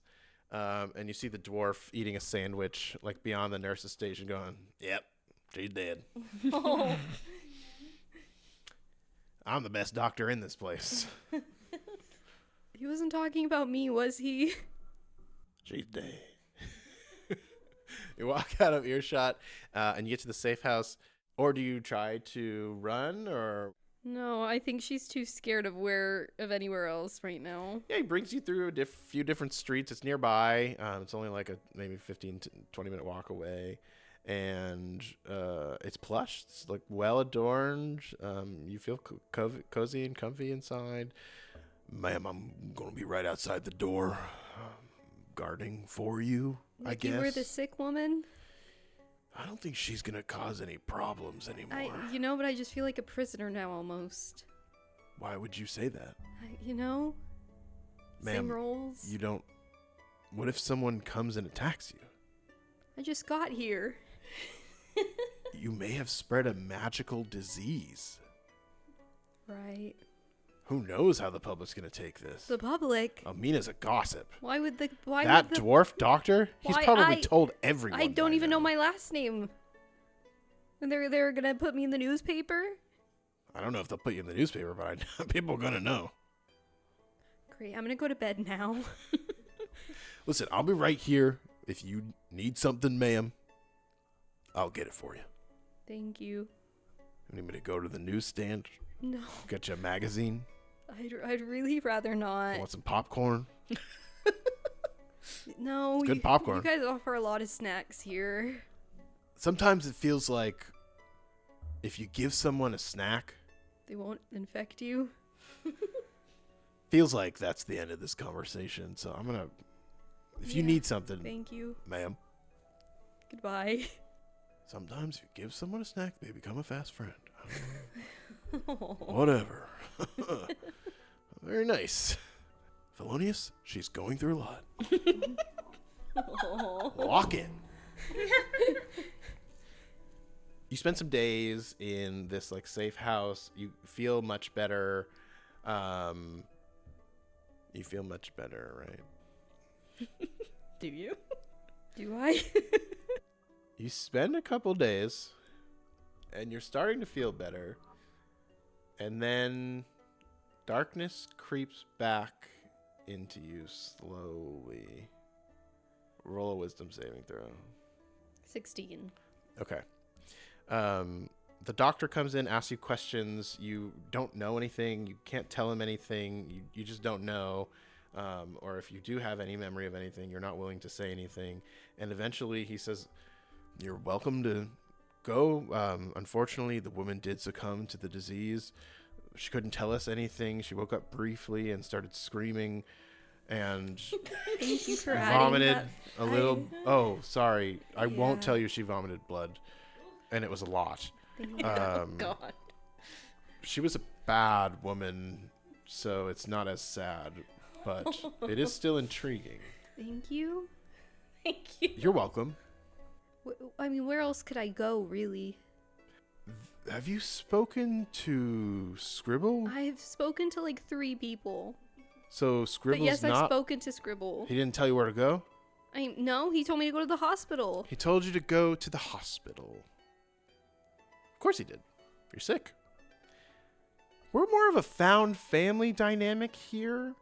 Why don't you just go to the town hall?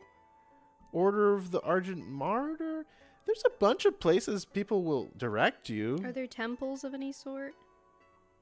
The Order of the Argent Martyr would be the closest thing to a temple. They worship. Oh, now that you mention it, there is a temple to the old gods, and I think there may be a temple to something called the Few. I'm not sure what they're really about. They're very mysterious. I'll start there, I suppose. Yes, religious guidance. Best of luck to you. I hope you get more doctors. Thank you. Would you like to become a doctor? Absolutely. Please. Considering everything that happened 2 days ago. I'm going to be honest. You're one of the most rational people I've met in a while. If you could please become a doctor. No. That's fair. But thank you. And you kind of like wander around a bit out of those places which felt most right or the least wrong. Probably the temple to the older gods. You go to the Temple of the Old Gods, and you see it's a large denomination of druids and clerics, like practicing worship. They do rituals like every few days to give sacrifices to the old gods. Nothing crazy, mostly like a pig, a goat here, somewhere like that. Nothing like, no human sacrifices, nothing nefarious going on. But they would take you in. I think I would try to be there as long as I could. Yeah. While I figure out my way. We'll come back to you. Basil.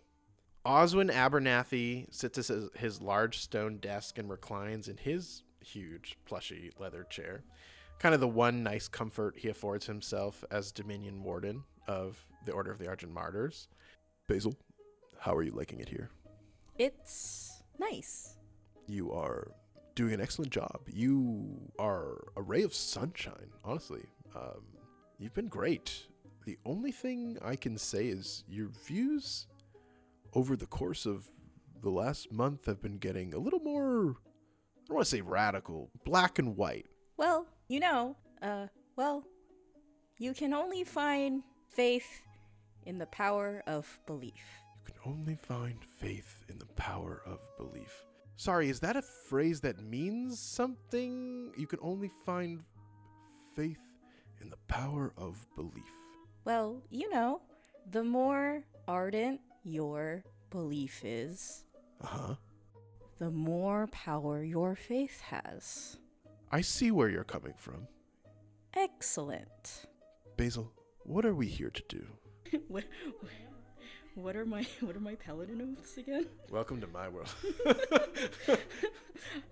I believe I wrote them down. I sure hope I did. That just sounded like the old Basil right there. my book. Where's my book? The scripture. Apparently I didn't. I mean, just in a general sense. Aren't we here to do good, to show our diligence, our temperance, our piousness? I mean, we call ourselves the Order of the Argent Martyrs. Yes, a name passed down for quite some time. It's been a long time since I've been in this chair. Things have changed. We're here to help people. We're here to help the general populace. We're here to provide guidance. We're here to provide backup for Calero if in dire need. It seems like you're taking it upon yourself to put down some in our order who aren't following the tenets as precisely as you. And while you are technically correct, and your faith is admirable, your devotion may be guiding you down a path away from righteousness. Do you understand what I mean? I understand. I think I see the folly of my ways. So that's part of the problem, right? You say things like, I see the folly of my ways. We're just talking. It's okay. You are a person with many facets. I am a person with many facets. I make mistakes. You make mistakes. Are you following the path? Yes. As best as you can. Am I following the path? Yes. As best as I can. Indeed. I think I get it. I have an idea for you. In order to show that living a well-rounded life is more important than any specific devotion to tenets, in order to show that things like family, compassion, not absolute justice, but justice, are all things we should strive for, I believe it may be best for you to visit Full Sense. I have shown you my side of the views, my side of the path. Your views may align more closely with the side of the path from Full Sense. If you go there and you feel more fulfilled and happy, you're welcome to stay, but my true aim for this is for you to make a religious pilgrimage, see what extremism can do to a province, and come back and live and enjoy life. What would you say about traveling? You know, I think that may be good for me. No, not may. I think that will be good for me. I think you have a huge heart, and I wanted to see you grow into the person that will take my seat someday. I can only hope that I can fill your seat as well as you do. You know, that sounded better in my head. I'm going to be honest, it seemed like a shot at my stature No. and weight. Now that I said it out loud, that I've been laying off. I've been trying my best. No, you look great. No, you look Okay, great. Like I well- said, I think that just sounded, that it sounded Is the better in my head. Is the chair too small? No, the chair. Actually, you know what? I think maybe the chair is a little bit too small. I feel like everything's too small. My pencils, Yeah, my your glasses are too also too small. Right? I think we need to get you better. You know what? I'm gonna pass around a.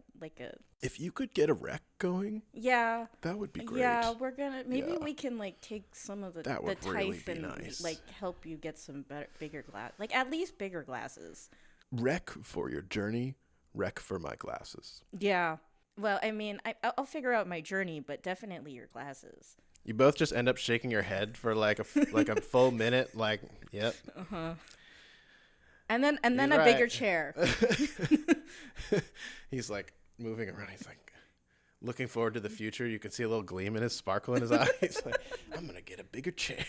And you head out on your religious pilgrimage. You get up through the canyon and you see ruins as far as the eye can see. Ancient, abandoned buildings, decrepit, falling around you. You can walk for miles and miles and see these ruins everywhere. It's one of the reasons the Relicborn are a rich people, is because there are so many precious things in this area forgotten in these ruins, and why a lot of people come to Calero to try to find their own riches in this area and in ancient ships that are on the bottom of the gorge from even when, people used to sail seas above here. So many aeons of life have been here. And as you get up there, you start walking, you spend a day walking, and you think you're maybe coming to the end of these. You're not really sure. You've heard it takes 3 to 4 full days of walking before you can get to the end of it, but you're kind of like toward one of the borders.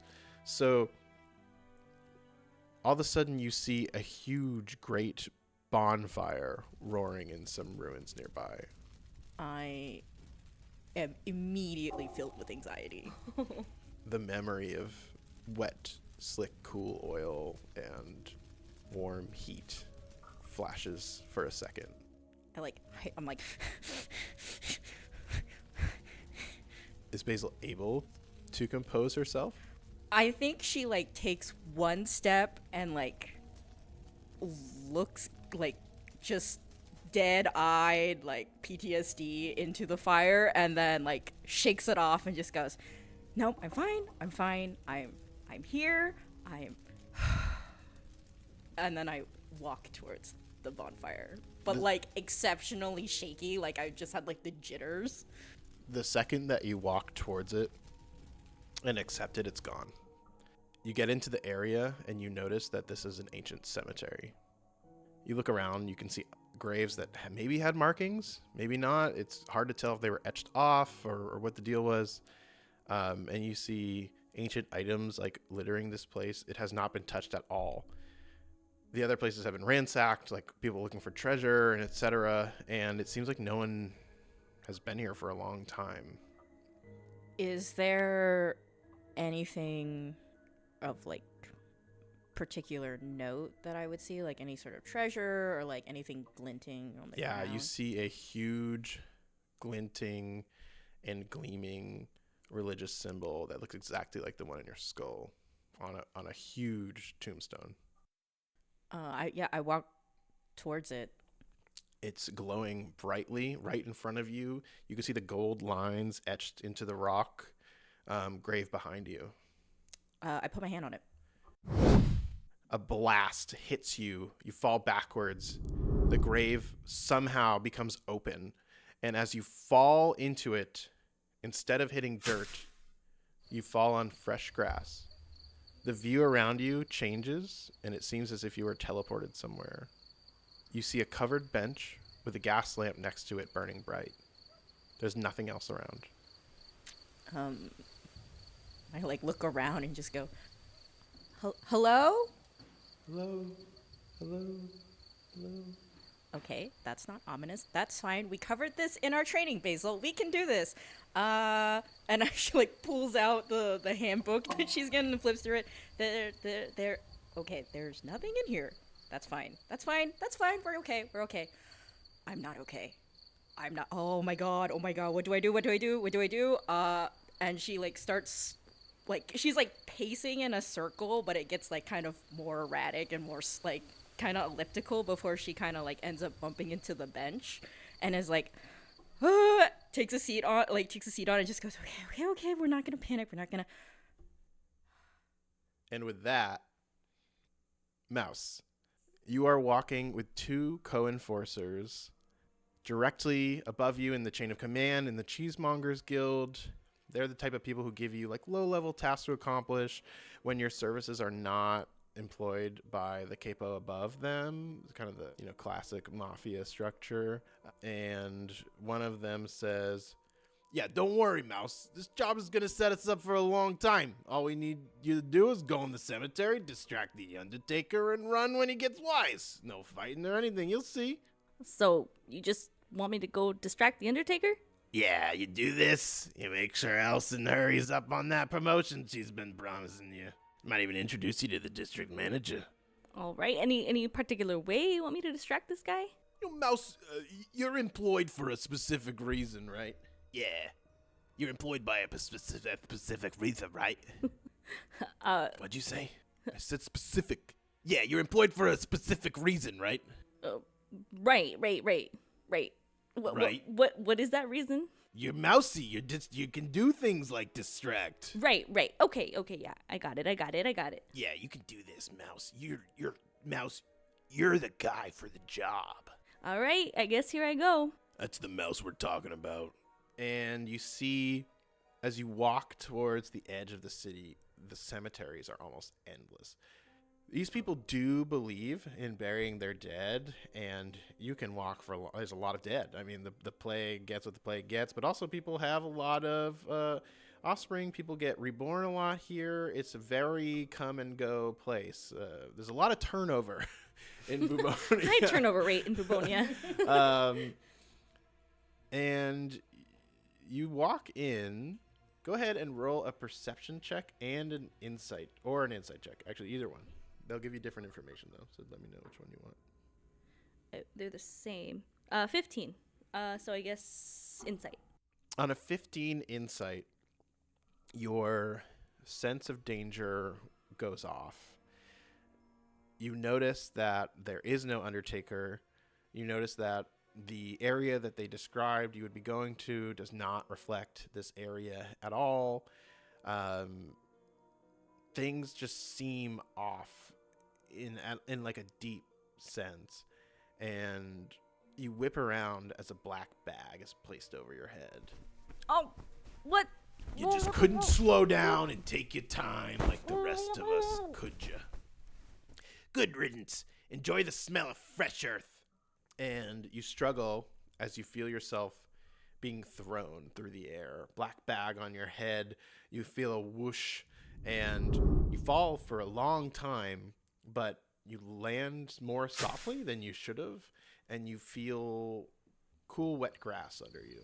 So then, after I calm down, I'm alive. Am I able to take the bag off of my head? Yeah, your restraints are just gone. Oh, okay. The bag was still there. Yeah, you can take the bag off. I take the bag off and look around, and I'm like, where the fuck am I now? You see a covered bench, a gas lamp, and an orange relic-born woman. Hello? Hi. This is hell, right? You know what? To be fair, I don't know where I am. Me neither. How did you get here? I touched a tomb. I was in a graveyard as well. Well, I guess there's one thing in common. Oh, where are my manners? I'm Basil. Mucho gusto. Mouse, nice to meet you. Nice to meet you too. Oh, I gotta sit down. Can I sit down next to you? Oh, yes, please. And I like scooch over to like the end. But it's like all the way to the end. So it's like if you choose to sit on the opposite side, there's like awkward space. Okay. Yeah, he just sits on the edge and starts rocking back and forth a little like, oh my god, I don't know what's going on. Oh my god, I don't know what's happening. Yeah, I did that too. And then I just kind of kept sitting here. And you know what? I think I've come to terms with where I am now. Don't worry. I'm pretty sure you'll get there too. Oh, I haven't come to terms with anything since hopefully I get to the where you were at. I think you will. But I guess if you want to talk about it, I have nothing better to do than listen. Where were you before this? Calero. Claro. What is that place like? It's nice. It's Nice. yeah. It's full of remembrance. Like we have parties and Parties. yeah, we have parties. I went to go see a carnival. Carnivals. Yeah. Where are you from? Oh, I'm telling you, I'm from hell. Nothing but death, green fog that kills people, gangs running everything, hard to find food, just terrible. I knew I did something bad to deserve to be here. You know what? That does sound like hell, actually. Especially wow. You know, now I'm suddenly feeling lucky that I got to where I was. I mean, surely there was something good about where you ended up. There was one good thing, and her name was Celia, and she made me pies. Oh, see? There's something good about that. You know, you're real positive. Yeah. Sometimes I feel like I have to be. But, you know, there's always fates worse than death, I think. I think you're right. Yeah. I think we've been in it. Well, I've been in it. I want to go to where you said you're from. I know, you should. It's great. So how can we get there? You know what? I don't know. Like I said, I've been here for a while. Nothing seems to be coming. At least it hasn't rained yet. Boom. I should not have spoken out loud. Ornella, you spoke with Lyndon. He advised waiting. That was a month ago. You've had this letter for a long time. What do you do? I see that there's no change. and that everything constantly feels still and slow. And I'm not given any more missions to go back to Gloaming Gulch or anywhere else in Arden Gloom, so I wait and I look outside the grove, and I grow restless and more restless, like my just slowly growing larger and larger, almost too big for where I am currently. And another attack happens to some of your people that were further from the bounds than they should have been attacked in. It was safe area, but supposedly there is sort of a denomination where if you go past that point, you're at risk. If not, you're pretty safe. There's a lot of your own guards and other groups of trees guards, and one of your scouting regiments never came back, and it was about 10 trees from your collective consciousness, and you all felt their deaths, as you all do every time.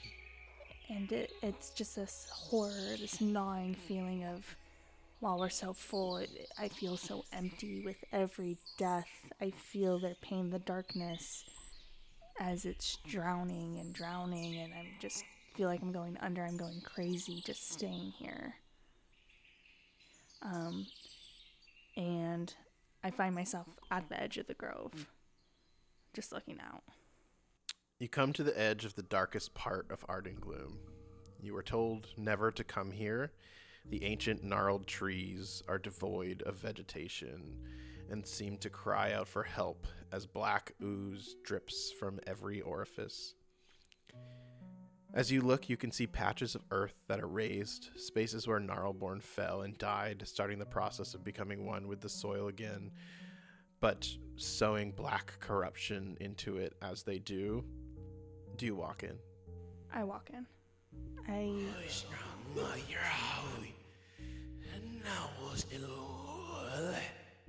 Hello, little one. You are young, aren't you? I don't say anything, I keep walking.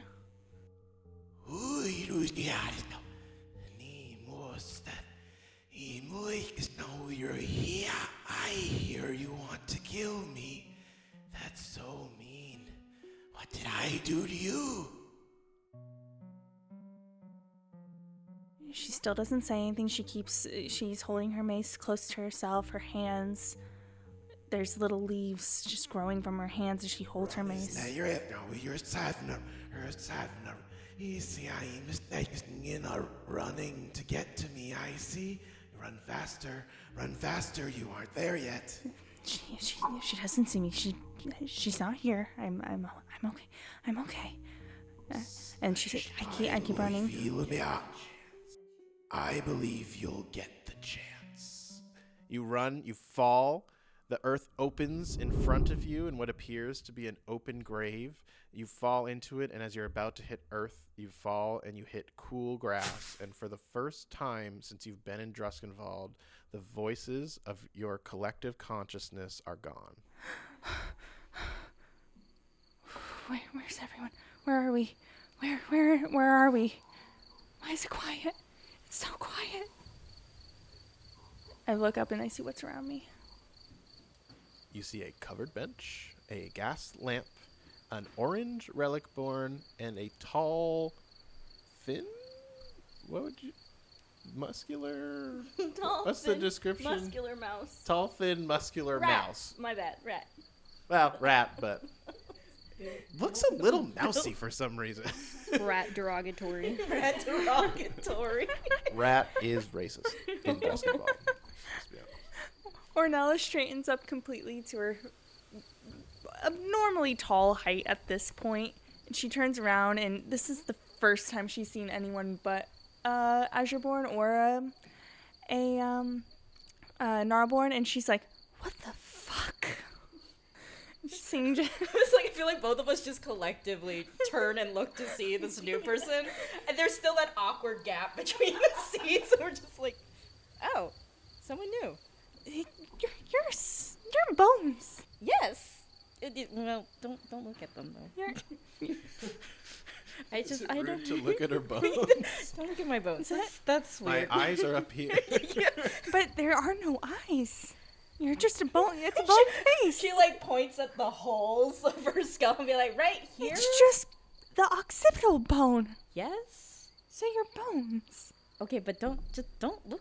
Stop looking at me so much. You're a rat. Hey, and you're a tree. Yeah, I'm a tree. I'm a tree. You're a talking tree. I need to sit.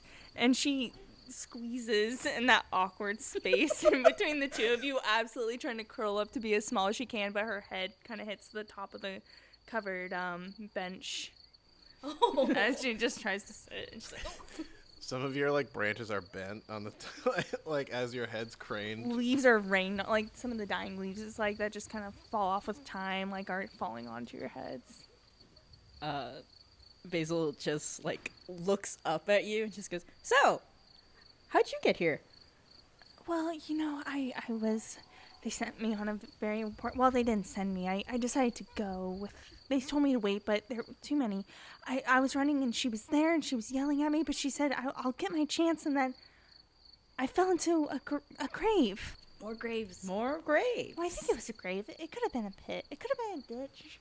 It's But I think it was probably a grave. I feel Most pits are graves. Can all be graves. All forests are graves where trees fall. yeah. I never thought about it that Was way. there anyone around to hear you? Basil like has to like crane back, and she just looking. She's like, "I don't think you're allowed to ask that." I think the sister heard me. The sister, like She's not good.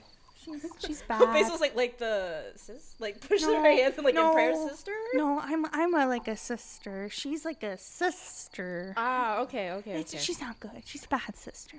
So you were also running from someone bad. Well, she's coming after us. I was trying to get her, but you know, it didn't work out. Okay. Fair enough. But I'll have my chance. Yeah, I believe you.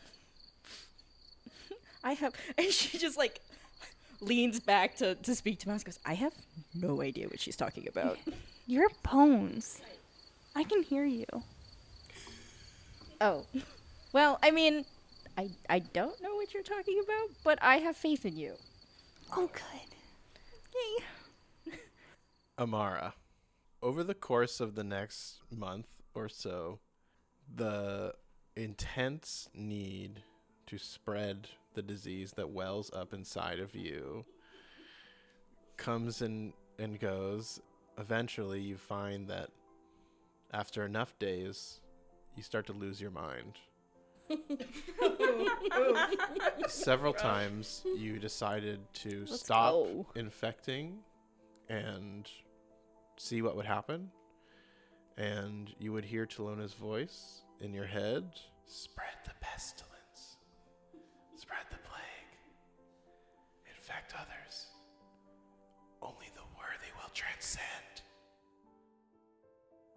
And you thought, at one point, I think you thought, okay, well, does she have power over me?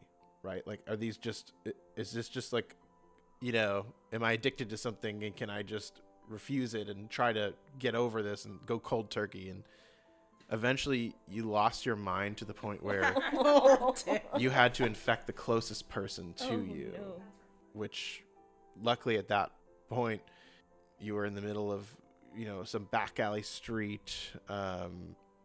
Could have been worse. Let's just say that. It was no one that you knew or liked or were friends with at the time, and you also weren't seen. But knowing this, what does Amara think that she should do? How is she feeling about Talona? What's going on? She's fucking pissed. Like, I don't know. I think she's very confused. Not confused, but like, she knows like what she has to do, but like she doesn't know what she can do, like, besides what she's already doing. Like, she doesn't know where she can go that like she won't be outcast, like, or she won't be like jailed or like, be the outcast somewhere, and like where like her goddess or like her ways will be accepted.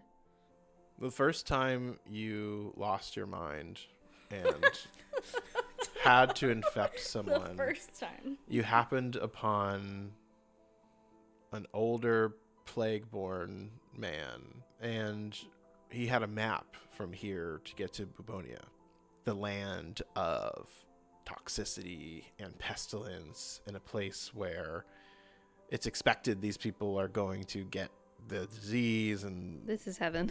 it's just One Just- person's I was born heaven, for this. another person's hell. if nothing else, it is a place where your need will go at least undetected while you can figure Yeah. this out. I think she would immediately head there. You make the trek towards there, and you actually end up getting there. And several times along the way, you have to find the closest cabin or spot.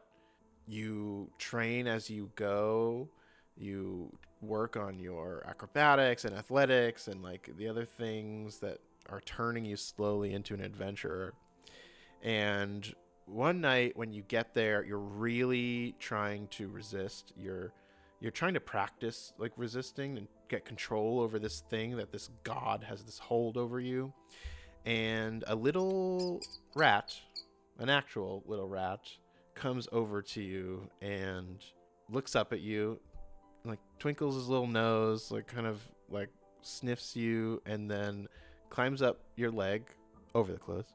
And very Thanks. important distinction. Thank Very you. important Very distinction. You spread. Oh God! You started it You earlier. accidentally You flawed. did that. I left it there. Okay, you took it one step further. Anyways, over the clothes. The rat comes up to you. You know, you've got maybe a little tiny piece of cracker or something on you from like eating this meal, but like this huge hunger inside of you. And you look into this little guy's eyes, and a voice in your head is telling you to ignore this creature. It's saying just like, this is a waste of your time. This is a stupid little thing. Go do my bidding. And the rat just like comes up to you and like starts taking his little paws and like scratching your hand a little bit for like more. And the scratches kind of just like kind of take you out of your thirst and like, you know, need and obsession that is being caused by this other entity for a moment. ASMR rat scratching. What do you do with the rat? Like hearing like her voice and like being discouraged, like, but like feeling like some sort of comfort. Like she'll leave the cracker there, so like maybe it can also have a small source of comfort. And she probably leaves, like not wanting to like feel more pain than she already does. You get to Bubonia. You easily find some morally less than good people. And after your first day of infecting someone and feeling better, you notice some movement in your bag. I check what it is. You see the little rat inside. Aww. It looks up at you, and the voice in your head says, "No, get rid of this creature." I mean, it followed me. I don't think there's much else I can do. And the rat comes up on your shoulder and like kind of like nuzzles his nose into your cheek. I feel like being scared that she like touches him just to see. And then like when nothing happens, like she's like comforted. Nothing happens. And you spend some time with the rat, and even when you feel like you need to pour your disease into something, you don't feel that need with the rat. And animals in general, but for some reason this rat is just, maybe it's a comfort because it's something your god doesn't want, and it's just like one thing you can hold over her. It's my mom. Don't give him ideas. shit, you got it. Mother rat. Oh. Rat mother. Great daughter. I'm a rat now, as I was in life. Oh. Please give me more crackers. One day you are searching for your next, I don't want to say victim, but victim. And, Super spreader event. you know, working some odd jobs, doing this sort of thing. And you hear about basically a battlefield up north.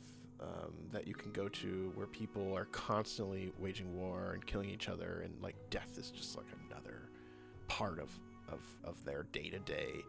And it seems like it could be a good place to go. And then you hear about this other place where there's these old ancient gods, the few who like oversee the oceans, and like have this other, and you hear about the old ones, and you're thinking about what to do, and you're wandering around, and you come upon a small private cemetery near where you live, and you see a fight breaking out in front of you.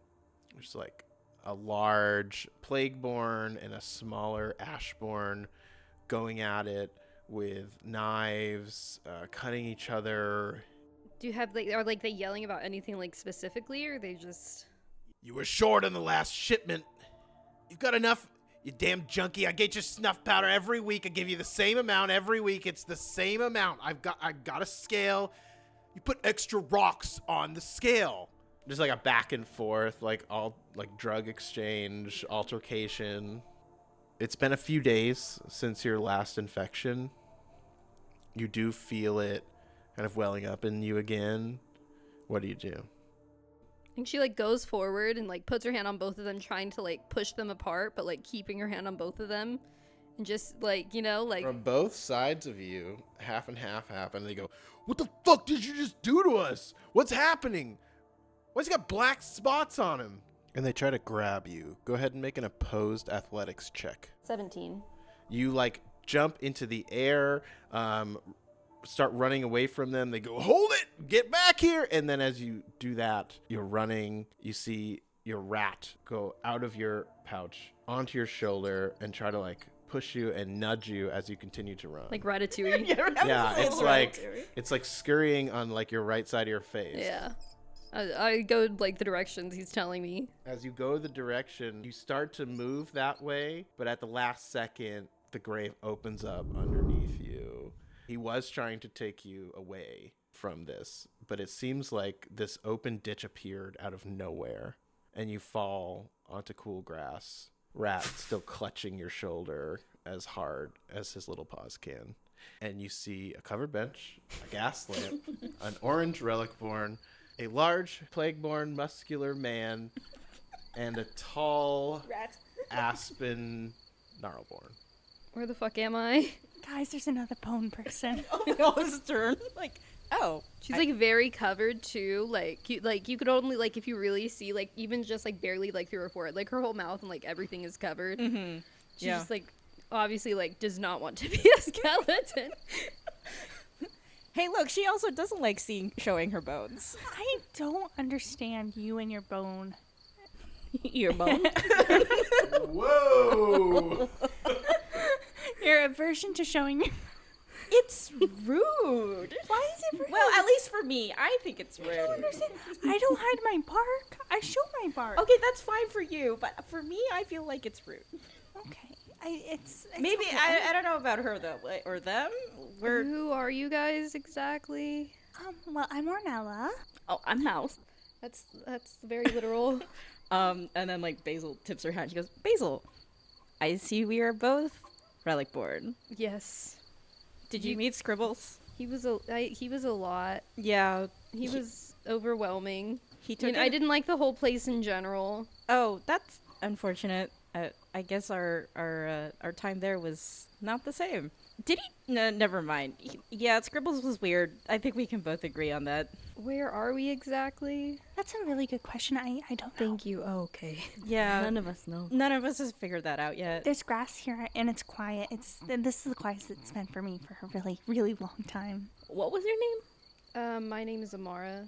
Nice to meet you. Mara, the bone person. No. I feel like that's offensive almost. I mean, I'd be okay if you call me a tree person. That's what I am at the end of the day. I mean, are you a person? That's a good question. I don't know. I mean, you can walk and talk, so I have eyes and ears. yeah. Why? They're made of wood. I mean, I have no ears, so. But you have ear holes, like where they would go. But I don't have ears. Oh, where did you come from? I was in Babonia. Oh, hell, right? Yeah. See? She gets it. I really don't think this is help, though. You know, we did die. Did we? Well, I died. Did you all? They didn't talk to me Die? much about death. I She just knew woke it. up. I mean, how? Well, I sprouted. Oh, that's nicer than my experience. I mean, it wasn't quiet. It was loud. There's so many of us. Sorry. It's okay.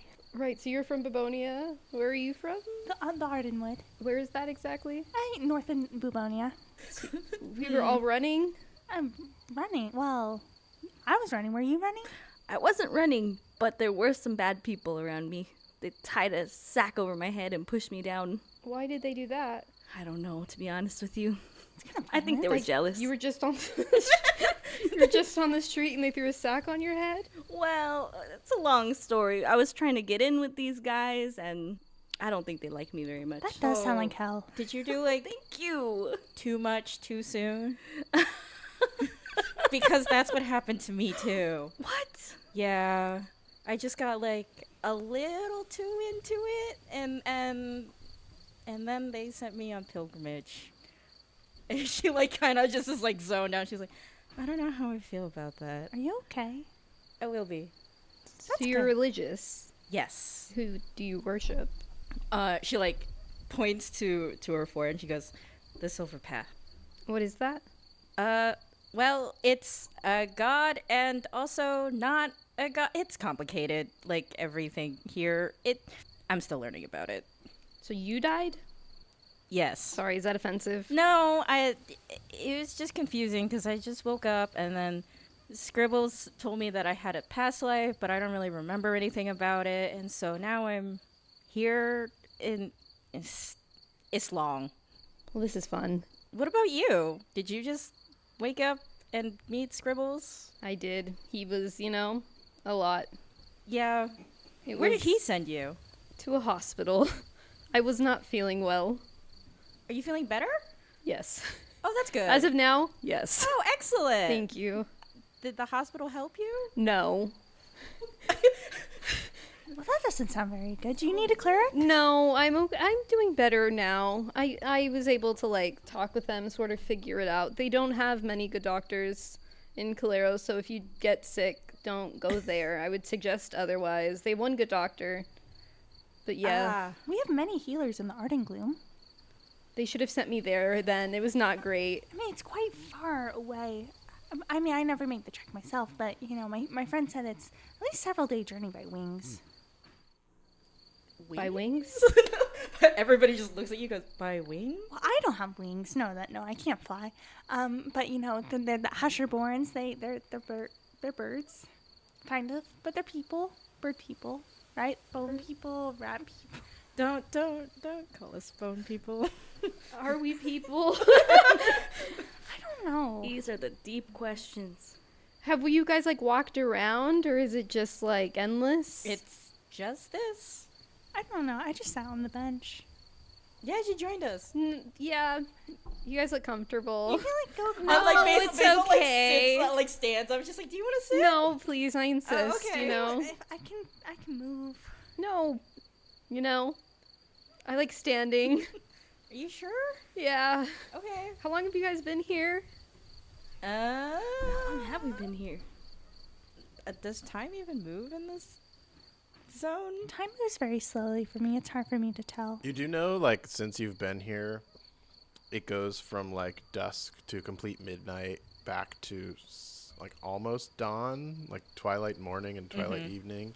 And then that's just the cycle. So the sun never actually comes up. It's just the moon. How many cycles has it been?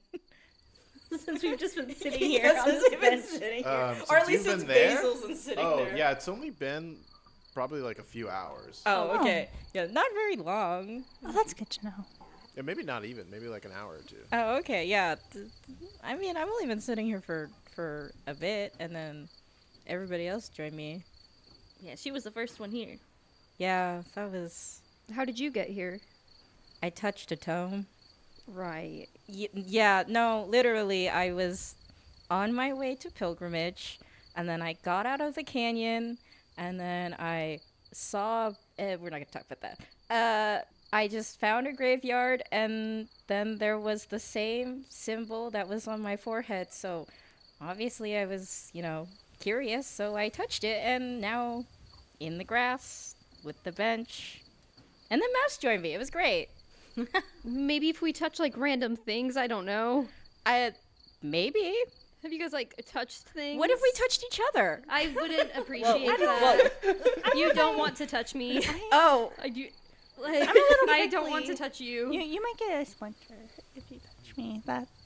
Well, I mean, there's not really anything else to touch but the bench. I can touch above the bench. I can reach. Is there anything above the bench?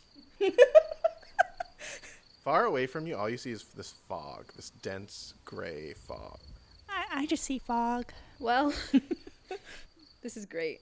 I know. As you all finish your conversation and begin to stare awkwardly at each other, not knowing what comes next, you hear a huge, loud train whistle from the darkness. And it sounds like a train whistle, but it also sounds like a little bit like the wail of 1,000 souls. But in Druskenvald, is that the weirdest thing you've seen? Maybe not. No. God, I'm That's a fucked. vehicle, and it's moving kind of fast for a vehicle. You hear the chugga chugga chugga chugga chugga chugga chugga chugga chugga chugga, and through the fog, this huge, massive black train appears, endlessly long, and you see a small frog man come out to the front, hang himself outside, and look at you all and go, "All aboard! Ghost Light Express to Druskenvald! Do you have your tickets?" No. Basil, pats herself down. You feel something in your pocket. And she, pulls out a pocket and she goes, "Are you looking for this?" Tickets! Tickets! And he starts playing his violin, and you can hear fiddle music, going on. He's like, "All aboard! Ghost Light Express! Hop on! We have a schedule to keep! You, and you! Get on board!" Oh, okay. Now, all of yous head over to cart 6 now. Get on to the back of the train and get yourself situated. 1, 2, 3. Just walk 4. to the sixth Yeah. car and get on. And that's where we'll end our adventure.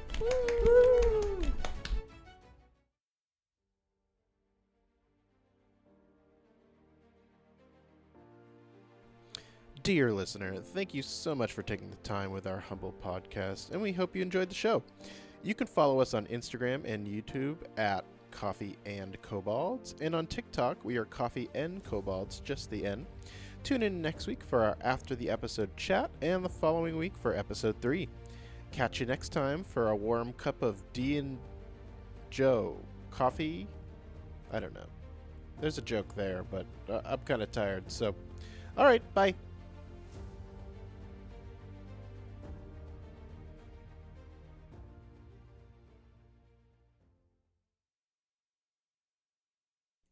Keep your coffee hot and kobold sneak. No.